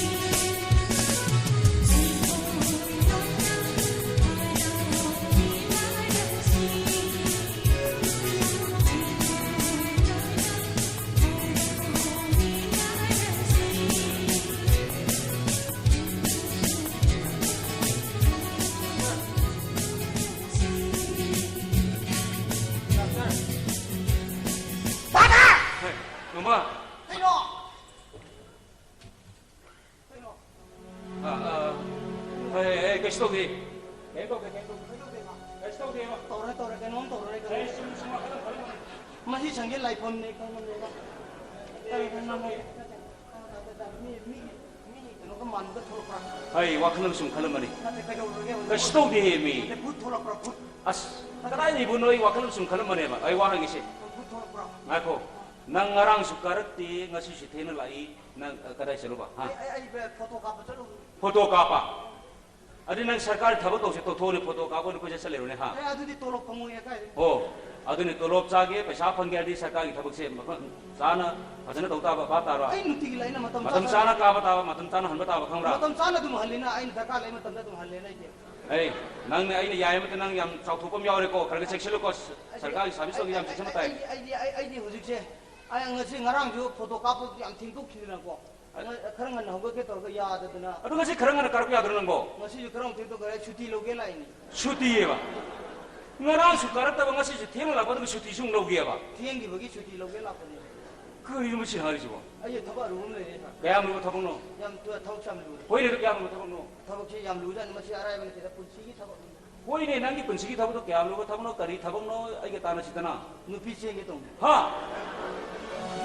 नु पीसेन बा a कदाय देने नु पीदो lai ra ko cha jani phaja khajan होय मसक खंग दे मते हारिदना Kharang ne tat tai yam baje अदो हायो करा कराय नु पिनो बा ngarang di chien ke na matam thanarom ne de photo copy ne de show ra ba ara ma di poyom pa ra thok ke kui re ge kai rom le rom du ne du ai pakhat le chien dia de ve ए का ngoksin no ai law thabo ko chilo wai law sa song song na te tak jing si je lai uk no mi de hida copy ro ra होय लाय उन को one तिला को न वारी सासी से lai uk no mi de hida copy ro na mun na du yeng le bi show 이 hey 아이나 좀 와클 좀 칼만해 나 가이 세세 와이 좀 아이 그 남들은 비제 비제 a akoi chai de ni 그나로 akoi chai de lai ni lai ba akoi chai de lai doctor jine yam pakhat ni je kana do no akoi chai de gut thok ra ba 뭐 파레세 아도 야무와 한게 아 아코이기 다들 상린세 상가하고는 믿다 아이원다 사나리 빠링은 삐기도 까나이 사나 hanu bi ro 쓰라이 하누비나 물레이 빠링 삐해브로 에라 아코이기 상린세 상가하고는 믿다 아할라만 브라몬 베스로 라이 비전 매암 팝이다나 마두다 아이원다 라이 빠링은 삐기도 까나노 하이비니 까나이기 마사 무스노 까이남비가 하이비니 lai cha bi ra ja lai 사비니 하이비다 lai 사비는 뜬가루 까나노 까나이 마사 무스노 이미 lai cha bi ani la ga bi bra होइने lai 사비 아니 라피비도 adu kai do ga na कोई ना रे madu kai do ga नती आइदा मुदि कनागी मचा मसिनो कैलमदैनो na adu hanga kai do ga no da na te ifan da gi la ga dumai to ya bra sine na te doctor gi phajana dum yeng na da mi canoe इसे पाखंग नि canoe मे हंबे canoe ने ai kai no hai wa ओ तो कनागी मचा मसिनो कैलमदैनो बा lai pu na da होइने लै तो याउदो tu ne ba ina pa ma ka ne jum khung ne ba lai pu thui nu ba lai pu thui to kana ma khong bi ra ba ओ ममिंग बा हेरो कनागी मचा मसिनो थाबले ni na थाबले ओ थाबले थाबले ne mai property ya ro ko ri हे हे हे हे थाबले थाबले दिन ते कैनो थाबले na te ga na थाबले दे हार खंगी कैनो ta khang ga na han bi chukong ba होइमे हेरा थाबले दे बा से मसम वाई वाई ताबा खर स्लिम फिगर होइबा गुसु गुसु खर ngौबा हेरा ओइ थांबना आदा लैय मसिनो थाबले नत्तीने थाबले ne थाबले हार खंगेमी थाबले si kana no थाबले नि इनाउगिदो नत्रो mi lui khang re ai lai थाबले दिनो त बामा दुनेमी लैना सोमसिमदो खर मसंग वाई वाई ताबदो थाबले na ta ba होइने ta थाबले ji phajal khang ro ai हार खंगे मदो थाबले नि तब दुने आइने वा रो थाबले तब थाबले ji ai ne koi ga ne ngang na bra do ओ होइ होइने होइने होइने o थाबले na ta ba du ne होइने adu dei khang ina कनानो आइमी adu khang bi lu कनानो बा radha Radha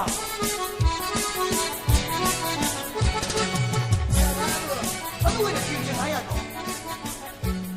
awang su na to वाई वाई ma song ga chi वाई वाई वाई 아두 가라이 마사노 asman tu man khang ro 하이 그만해 디그나 ma to ma na ti nu mi tu da doctor da sona kan da phamaga sona kan da ba ma na ba han do yam ba 오 너미드가 프레시디노 비도 마 moro moro ka maru khru khoi do 마사 푸푸라고 와 마tumtum 왕도 do tu ma ta ni mai ma sa ko hel le hen 망도 마리 마사니네 ma fast daughter ni ma se 오 아샤샤샤샤 adu ni 너 마리 마사 쇼이들고 ma to ma chi ro 하이 하이 이브라 하이 이브라 ma te ma sa pa ta ni ma pu tu ko me ro kan ma hen ni 에이 어디 와 나한테 마이 마사래도 강릉 동네 na te ma muy mi ndro si chalu si bo 오 야래 야래 na te ma to ma re da na te aku mau Radha beriku Radha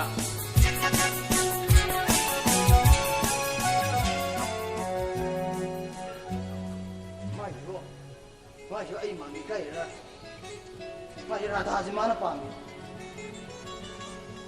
Radha ji माना हम palm खलाबा अभी इबाई शादी कमाई तो दिला असु coli चटन ची यार ना ते माशु कहीं मत थाबले और ना ते कमाई तो बतावा थाबले और थांग चारे थाबले और थांग चारे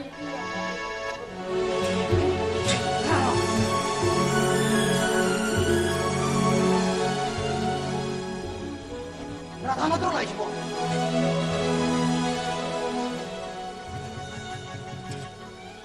राधा नहीं राधा लाइच दे रो नो बात ना सुपा ममा ना सुपा मसा लो इबाई साव कमाई तो नहीं दिया सुमिनी ngarang ini thabali de chen chen program thajal ma sa tabu ka thabali ji thiru so na thabali na thiru so na radha thar ko so ro ngani e adu ta ke duk tai sing singan sing asa ai ta ke sajin na ke le ta aro ja ta ke sajin na ke le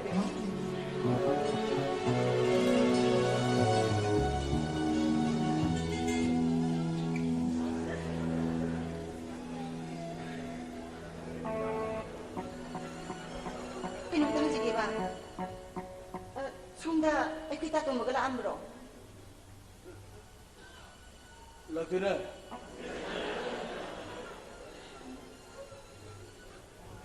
Kay nuy bi man nuy le sabi polio kap kaya ro.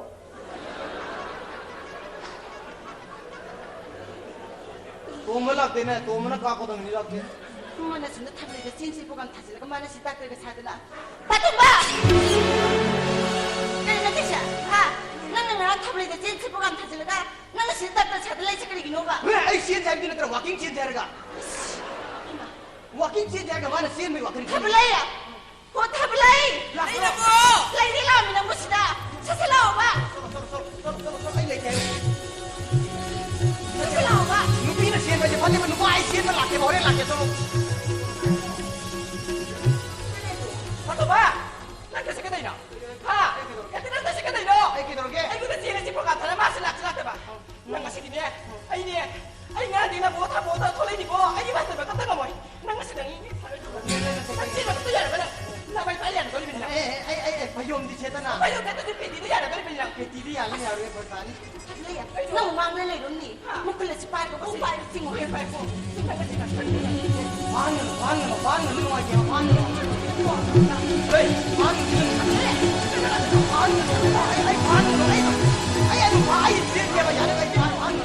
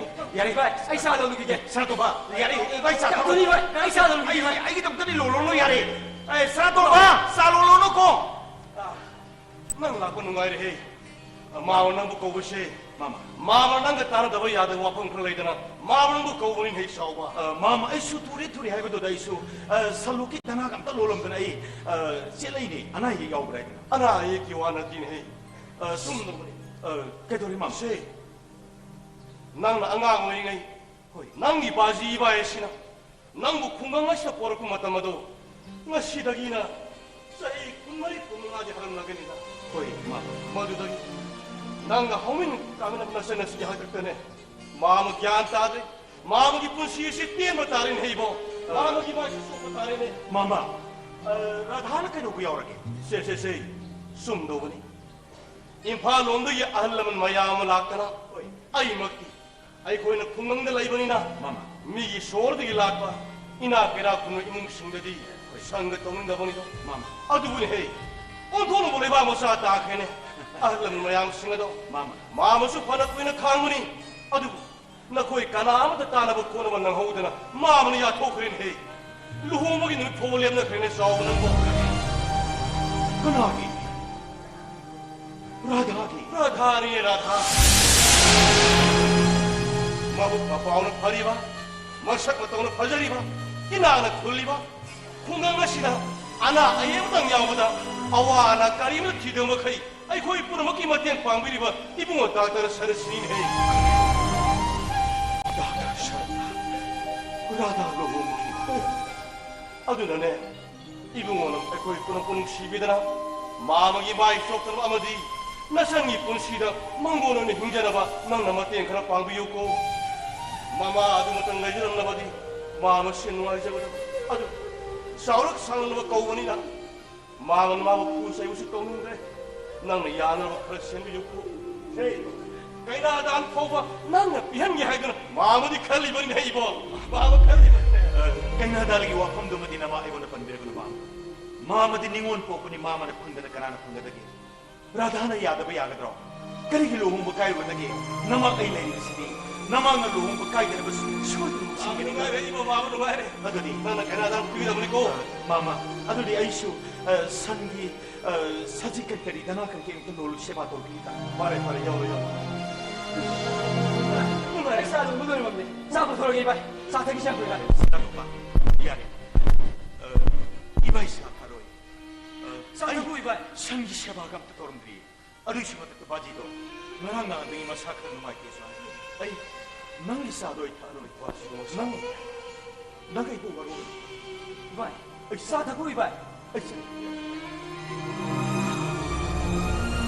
그야 아는 수정이 마음은 ngasi 보복이 많은데 공강하시다 비샥 빌링가 되기 샤이당을 퍼득이 하오나 마탁이 알라만도 배바할 솔롬 까리무다 가르치도 이마음이 봐봐. 아그 시시고 노홍기면 따라봐. 보이네 헤이 나 시기 로홍기 놈이 랩크네 아이 죽여야 이다. 마삭수 강다봐. 누빠하다 아이 이바이 거기냐. 아이 소금 말이네. 에이 말은 야도 야도 마 이기 샤니네 마마 아빠로 마사기 파트너가 가나가나 신부야 그러게 마사디 마마 아빠 신 하이브 인부야 강브로 아주 소. 이제 마사를 시작해야 됩니다. 빠를 남들이 삐게 되느냐.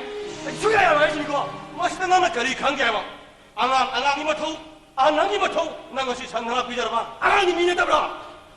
아그 남자 안 그러는 거다. 야 멋있는 몽 미모사 만약 그지 뭐 없네. 아이 마고 시야 나 시에 생긴 방이 닥터라면 레저 키더라 말은 농아야 번에 반석 키부두고 나 고에 거기 라면 밥을 넣고 마빠이네 실리바시다 하라오기 하이드나 뭐시 아이몬 한칸 놓고 뭐 살인 뭐사 어이 아랑은 마마 사시기 강원이 캐러 굴러 아이 오늘 바꿔 만다 하거든. 아이 오늘 바꿔 만다 하거든 하시네. 아그 바보나. 이 바지도 저 바보 쇼거리기노. 만약 바보가 많이 넣은 거다. 강림아.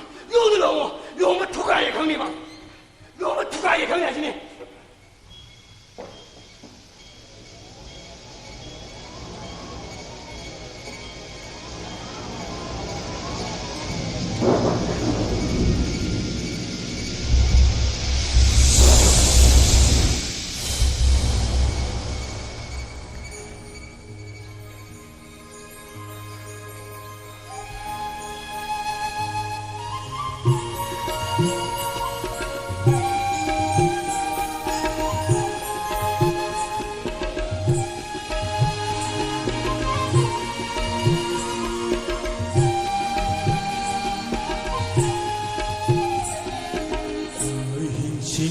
시시군에 가볼 수마의 챙이 마의 챙이 남기셨던 건쟁도 나의 일이 더모이다 곤타모이다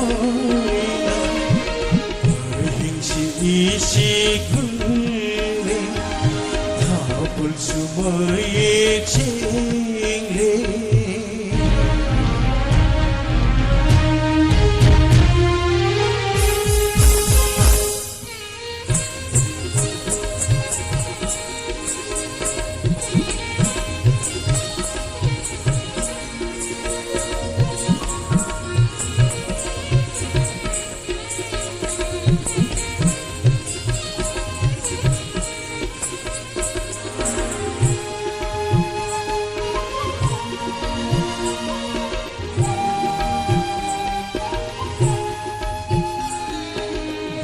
Bigay matang uirakne Napam lamdam thadono Tamla panini ngolgi lai bakta Napam lamdam thadono Laite pini ngai karisu Lambu nungsi panatana Laite pini ngai karisu Lambu nungsi panatana Yai paba Oyu ko Yai pabi Yai paba Oyu ko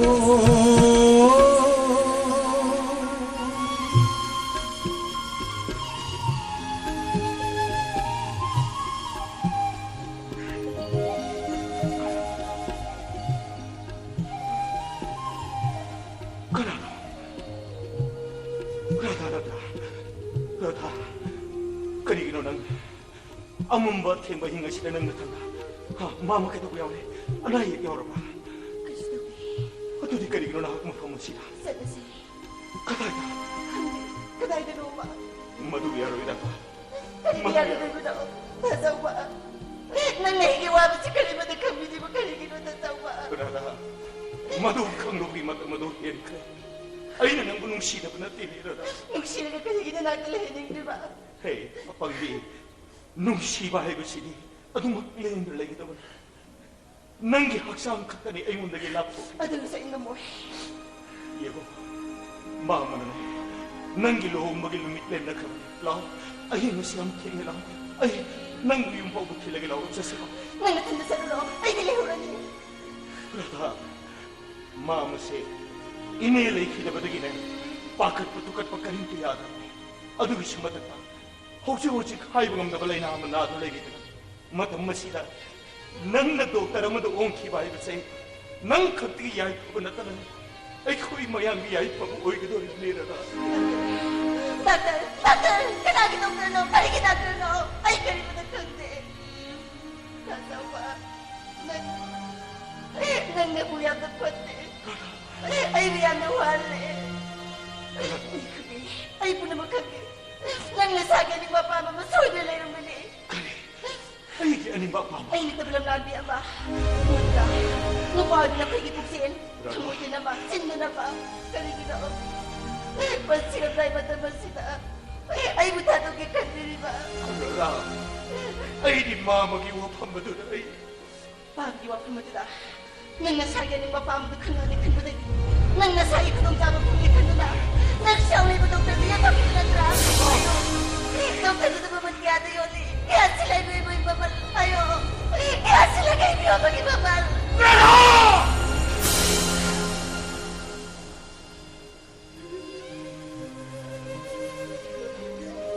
Kariginaw na na. Nang naiba sa umat hado rin ang kariginaw. Yego. Yaga na siya siya may isori mo pam na din eh. Nang kita sa ako namin ang mga ngamutiya. Ano ko? Ay, radahagi mapam na din nga sipaw ba? Ay, minang mga hanggi sa kandri. Nga hanggi sa kandri. Kaya ni apang bi. Kaya ni kapi ba? Iyo, nang naato pa yung nagsagay madukong nulay ka siya. Ay, nanang nung siya di mayang kataga daw natin eh. Nung siba mo na nung siba bumang na ba siyang gata? Iyo, lakad kung mamagi sayaw ba tarpon gihay soitin ba ningol sa kaw ba 谁的雷你们开的那么的所谓的垃圾的呢？ ꯑꯗꯨꯒꯤꯁꯨ ꯃꯊꯛꯇ ꯅꯪ ꯑꯩꯅ ꯏꯍꯥꯟ ꯁꯛ ꯈꯪꯅꯈꯤꯕ ꯈ꯭ꯋꯥꯏꯗꯒꯤ ꯅꯨꯡꯁꯤꯕ ꯅꯨꯃꯤꯠ ꯑꯃꯪꯕ ꯅꯣꯡꯅ ꯀꯨꯞꯁꯤꯟꯈ꯭ꯔꯕꯁꯨ ꯅꯣꯡꯃꯗꯤ ꯁꯣꯏꯗꯅ ꯂꯥꯛꯀꯅꯤ ꯉꯥꯒꯤ ꯄꯨꯔꯅꯤꯃꯥ ꯂꯥꯛꯑꯣ ꯃꯇꯝꯁꯤ ꯌꯥꯝ ꯊꯦꯡꯉꯦ ꯂꯥꯛꯑꯣ ꯑꯩ ꯅꯪꯕꯨ ꯊꯤꯜꯂꯒꯦ ꯍꯩ ꯆꯥꯎꯕꯣ ꯀꯔꯤꯒꯤꯅꯣꯅꯦ ꯅꯪ ꯍꯧꯖꯤꯛ ꯐꯥꯎꯕ ꯇꯨꯝꯗꯅ ꯂꯩꯔꯤꯕꯗꯨꯕꯣ ꯂꯥꯛꯑꯣꯅꯦ ꯂꯥꯛꯑꯣꯅꯦ ꯇꯨꯝꯕꯁꯤ ꯂꯥꯛꯑꯣꯅꯦ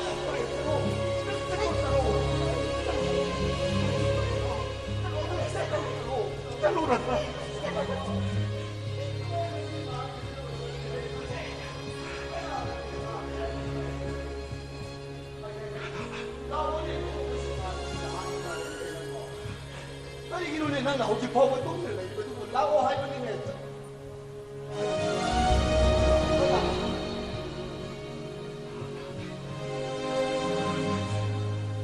뭘 비마 그리는 너를 비우시니 엄마 이 시대는 너를 비우시고 가리는 할머니네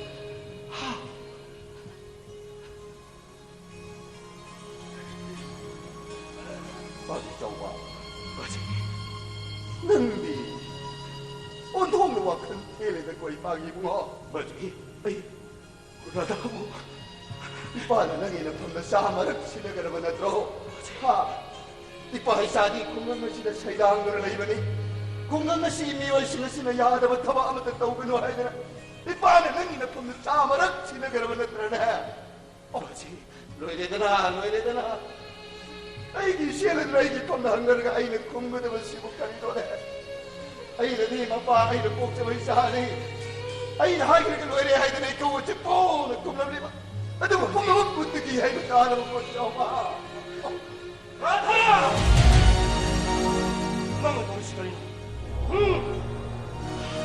هاي لو ممكن نبي ليه بمنا ما تقول شكرين هاي مي بون كودين إكسمنه 이빨이 막 아이 나와 이 봉딩을 쓰네 이빨이 많다 아이 나와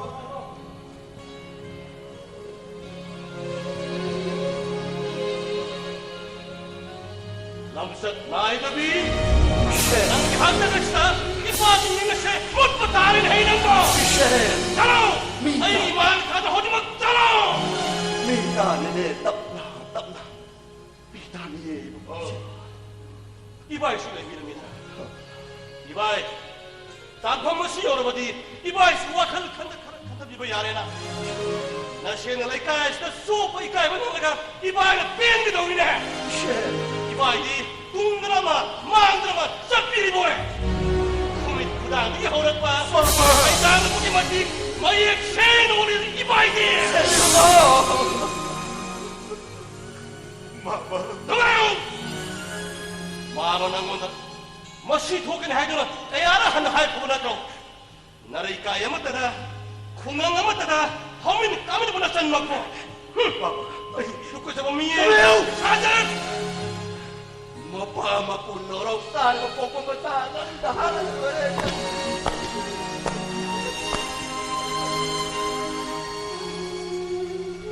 빼라라. Na paano punurong tayo ng pera mo na trana?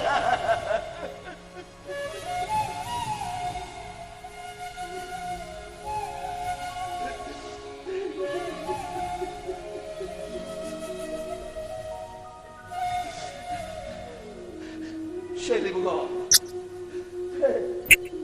Shelly ay matampuin na siya ang nalarag pag-ibariya do. Nabay ay nagkakadaloy na isye. 이노라다 하기로 공간이 까이로게 되게 나와의 아이를 입시니 어두군 해세 빠따 샤서비 탐발후 이큰 막내 해꾸나 라이드 칼라게 칼라보다 내 공대 예람을 사랑 마늘 까이로게 되세 오라 막 나와의 아이를 안보가 그리 꼬이세 Sabi mo namin ay mapapasensya na yung kungtong lalaki mo din. Ipal, ay manabawa na lang silbi, Ipal. Nakumpay na lang dyan eh. Ay manabawa na lang.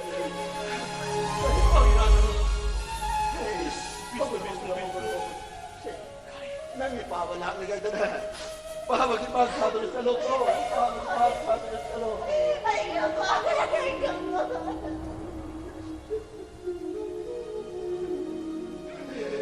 शेर होगा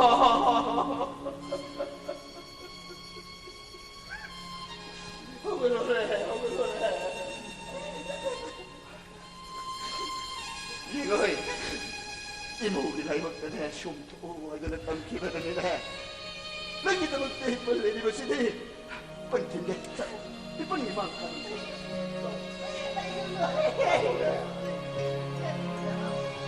Ako di ba na ko gagastig lang na mo na nila. Tasama. Kasi mapamastala ni Masin. Pero nag-iisang salman. Kaya gigiwa mo na rin. Ay mamusingit anong pinanong tasama. Nakakapay na lang.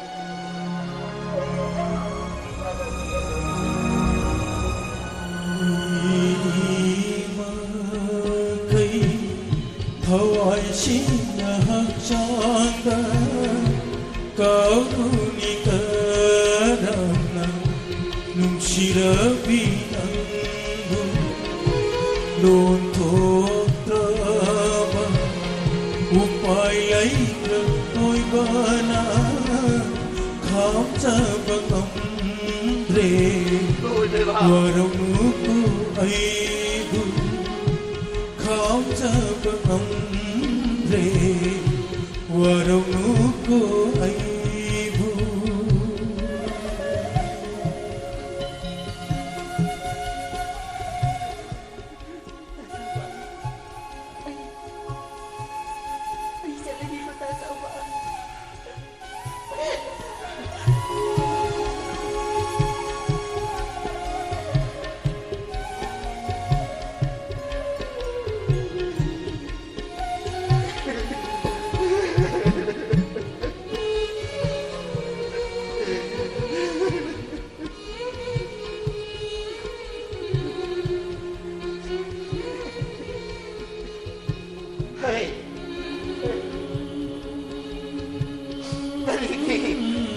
Sana yung gagawa kang tiyan mo na.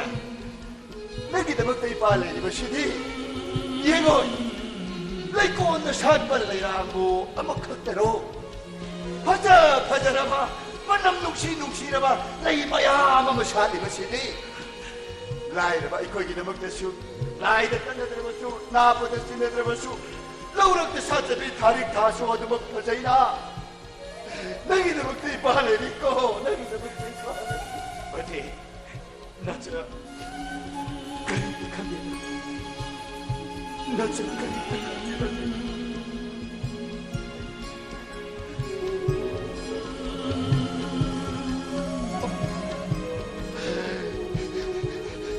Magisaw mo. Nasisa ng paglimas sa inano. Napaing mo ng pao naman ang tinay. Ikalat majawal gipon sila. Hakto na lang ikramatang pamasiman ni ipon sisi magiging malay na roy na ko.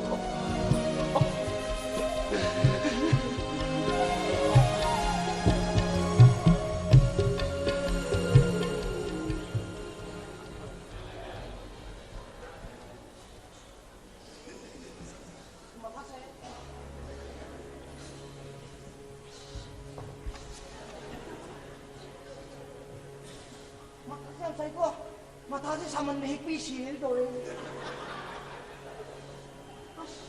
Usi ko, mereka yang juga wana kena dia ba. Aina rada semi, dokter rada semi. Noi thapa to minar ka rada semi kai nona. Ibai sawo ki paper de leba kamu sini isi thaka phu yang kata leba. Asa i kamai tom to isi dia. Anyway, ibai sawo je pisah pingai de dinner ko ne. Sak chalung tu zamin ne. Aduh tadi mai mati yang ne pangbi yari bro. Aduh tadi keduk tai. Usik, dokter ka rada ka luhong macam ini thukai ne. Aduh mandraba, tu mana terina? Aduh keduk tay, aduh ga, ibai sob ka rata ka si, kudak ka luhong na isin matai. Aduh mandraba tu mana terina? Aduh kay polisi putuk siya. Aduh tadi, bas, diksi, ayo si piron siya na ba? Aduh ga, ibaday ka na ba? Aduh ga nita, mo alam man nang ta na law ko to me. As, nuy nang rang luhong ni thami benupi do ngarang dang sin he. Ay mang ni sin siya. ꯑꯩꯗ ꯍꯅꯨ ꯃꯌꯥꯝꯗꯨꯅ ꯆꯦꯡꯈ꯭ꯔꯦ ꯅꯨꯄꯤ ꯆꯦꯡꯈ꯭ꯔꯦ ꯑꯆꯦꯟꯕ ꯅꯨꯄꯤꯕꯨ ꯀꯃꯥꯏꯅ ꯂꯨꯍꯣꯡꯗꯣꯏꯅꯣ ꯅꯣꯡꯃ ꯁꯣꯟꯅꯔꯛꯀꯅꯤꯅ ꯆꯦꯜꯂꯤꯕꯨ direct ꯑꯩ ꯃꯥꯡꯗ ꯆꯦꯜꯂꯤꯅꯤ ꯑꯩ ꯎꯔꯤꯅꯤ ꯑꯩꯅ ꯁꯥꯈꯤ ꯄꯤꯁꯟꯕ ꯑꯗꯩ ꯗꯥꯛꯇꯔꯅ ꯑꯃꯨꯛ ꯍꯥꯏꯔꯛꯄ ꯀꯩ ꯍꯥꯏꯔꯛꯇꯣꯏꯕ ꯑꯁ ꯆꯦꯅꯤꯡ ꯆꯦꯟꯖꯁꯅꯨ ꯏꯕꯨꯡꯉꯣ ꯑꯩꯈꯣꯏ ꯍꯣꯡꯕ ꯌꯥꯄꯣꯠꯇꯦ ꯍꯥꯏꯔꯣ ꯑꯁ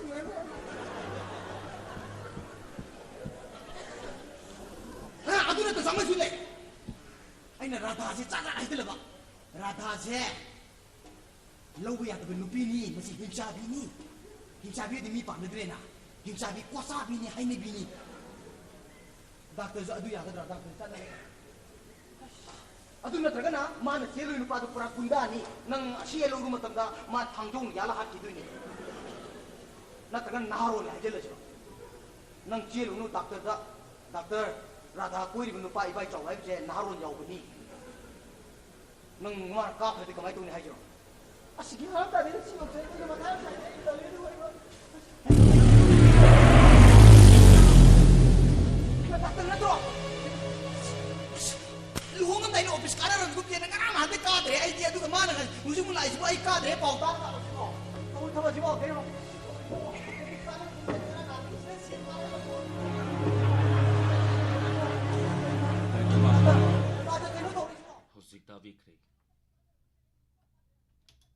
Hꯧzik tabikre sumang kumai sumang lila ingagi purnima lila sipusade bigiba sanalepak naso martis association gi lila kango thoram masigi makha tarakpada lantok sri seisakpa magi konjenda lantok sri ba thoram masigi matung tarakpada lantok sagani pung tarani thoi makhai taba matamda inspector taye lisinga magasatre kunga mari huran bagi ka taragani pan subatangka Houzik amuk lantok sari sei sakpa magi konjenda isai sing taminasi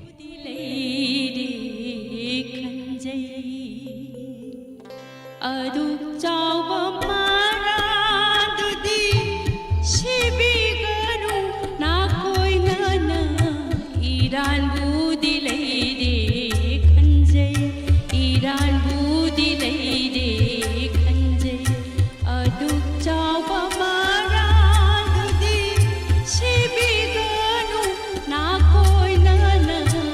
Iran budi leide kanje Iran budi leide kanje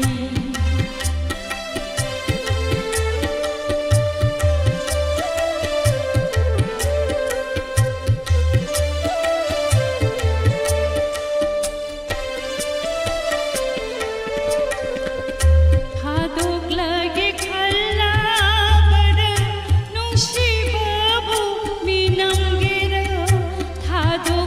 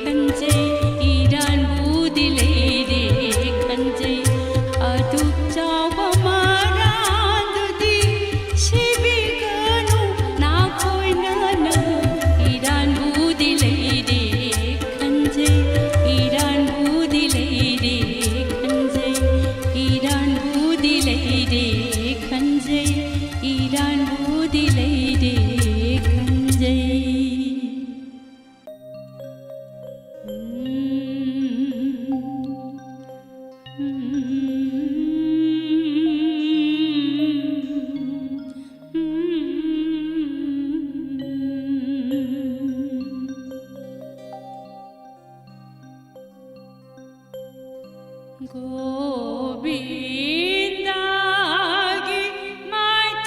말통탐발 까야니 티저리바 고빈다기 말통탐발 까야니 티저리바 타저고띠 누미고띠 타저고띠 누미고띠 마드너고띠 남자와 고빈다기 말통탐방 가야니 티저리바 가야니 티저리바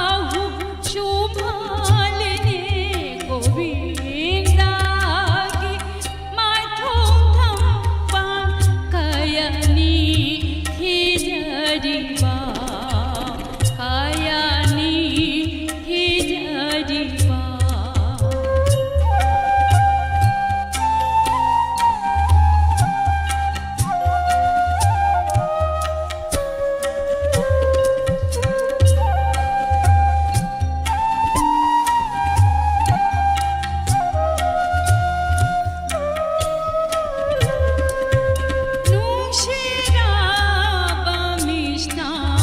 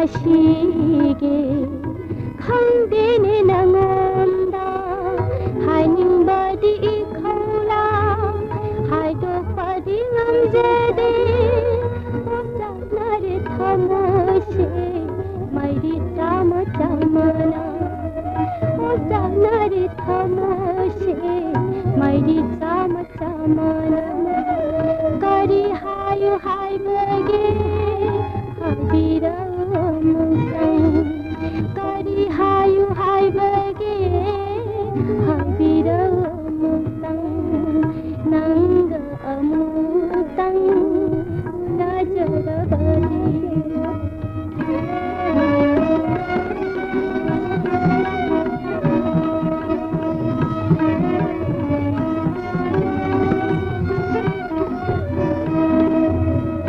ꯆꯥꯈ꯭ꯔꯁꯅꯨ ꯑꯩꯒꯤ ꯊꯃꯣꯏꯁꯦ ꯀꯦꯎꯈ꯭ꯔꯁꯅꯨ ꯍꯛꯆꯥꯡꯁꯦ ꯅꯪꯒꯤ ꯅꯨꯡꯁꯤ ꯃꯩꯔꯤꯗ ꯀꯦꯎꯈ꯭ꯔꯁꯅꯨ ꯍꯛꯆꯥꯡꯁꯦ ꯅꯪꯒꯤ ꯅꯨꯡꯁꯤ ꯃꯩꯔꯤꯗ ꯃꯗꯨ ꯇꯥꯅ ꯑꯣꯏꯖꯒꯦ ꯑꯩꯒꯤ ꯅꯨꯡꯉꯥꯏꯕ ꯃꯗꯨ ꯇꯥꯅ ꯑꯣꯏꯖꯒꯦ ꯑꯩꯒꯤ ꯄꯦꯟꯖꯕ ಮಧು ತಾನ ಒಜಗೆ ಐಗಿ ಪೆಂದಬ ನಂಗ ಅಮೂತಂಗ್ ಉನಜರಬದಿ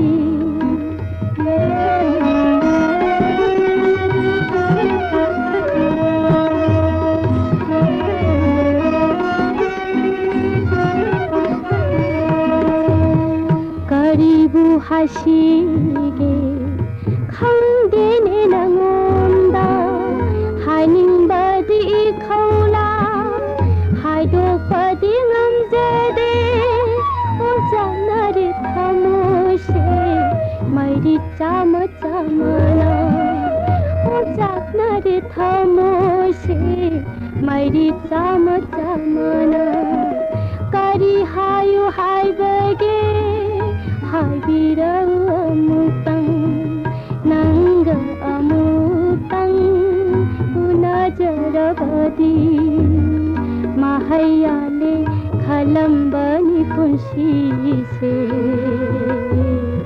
ಉನಜರೆ ngasiರಿ ನಾಹಾಕ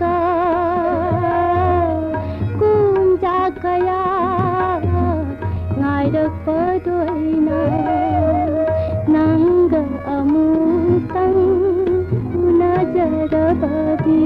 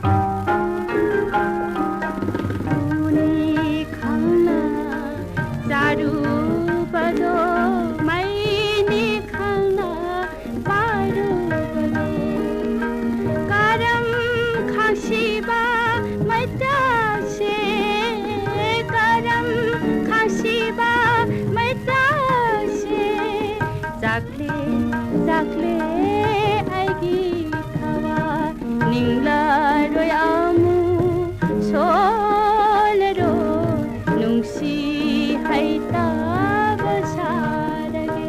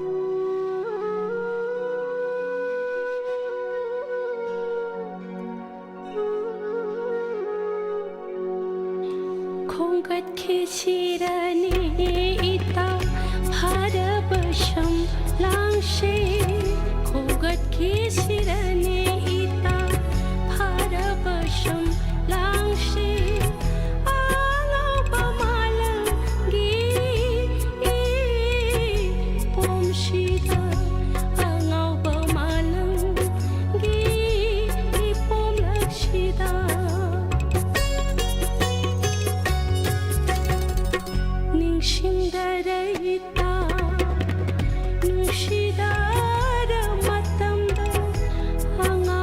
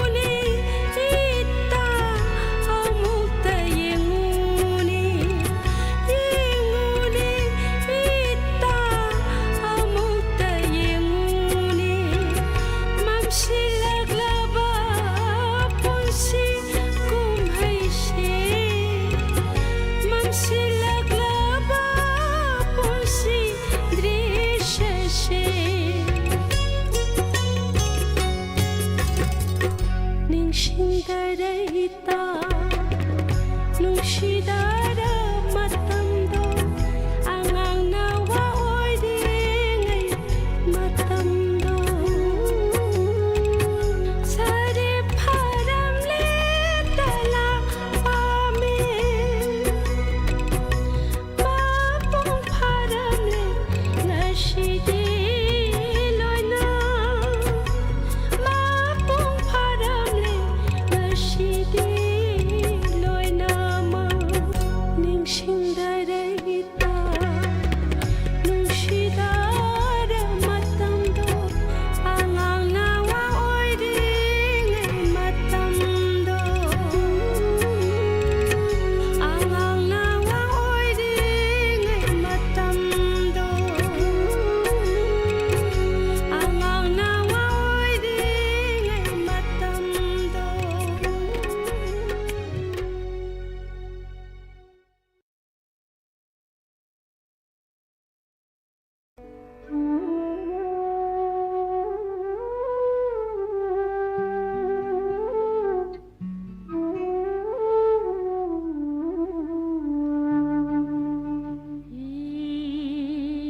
ita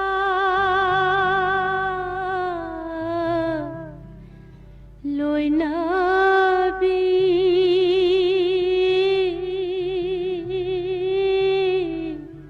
ita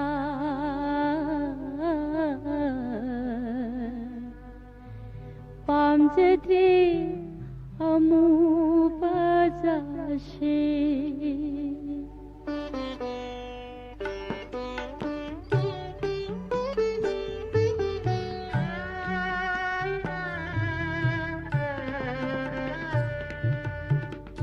pamjadre ꯍꯧꯖꯤꯛ ꯇꯥꯕꯤꯈ꯭ꯔꯦ ꯁꯩꯁꯛꯄ ꯑꯃꯒꯤ ꯈꯣꯟꯖꯦꯜꯗ pamjadre amuba jashe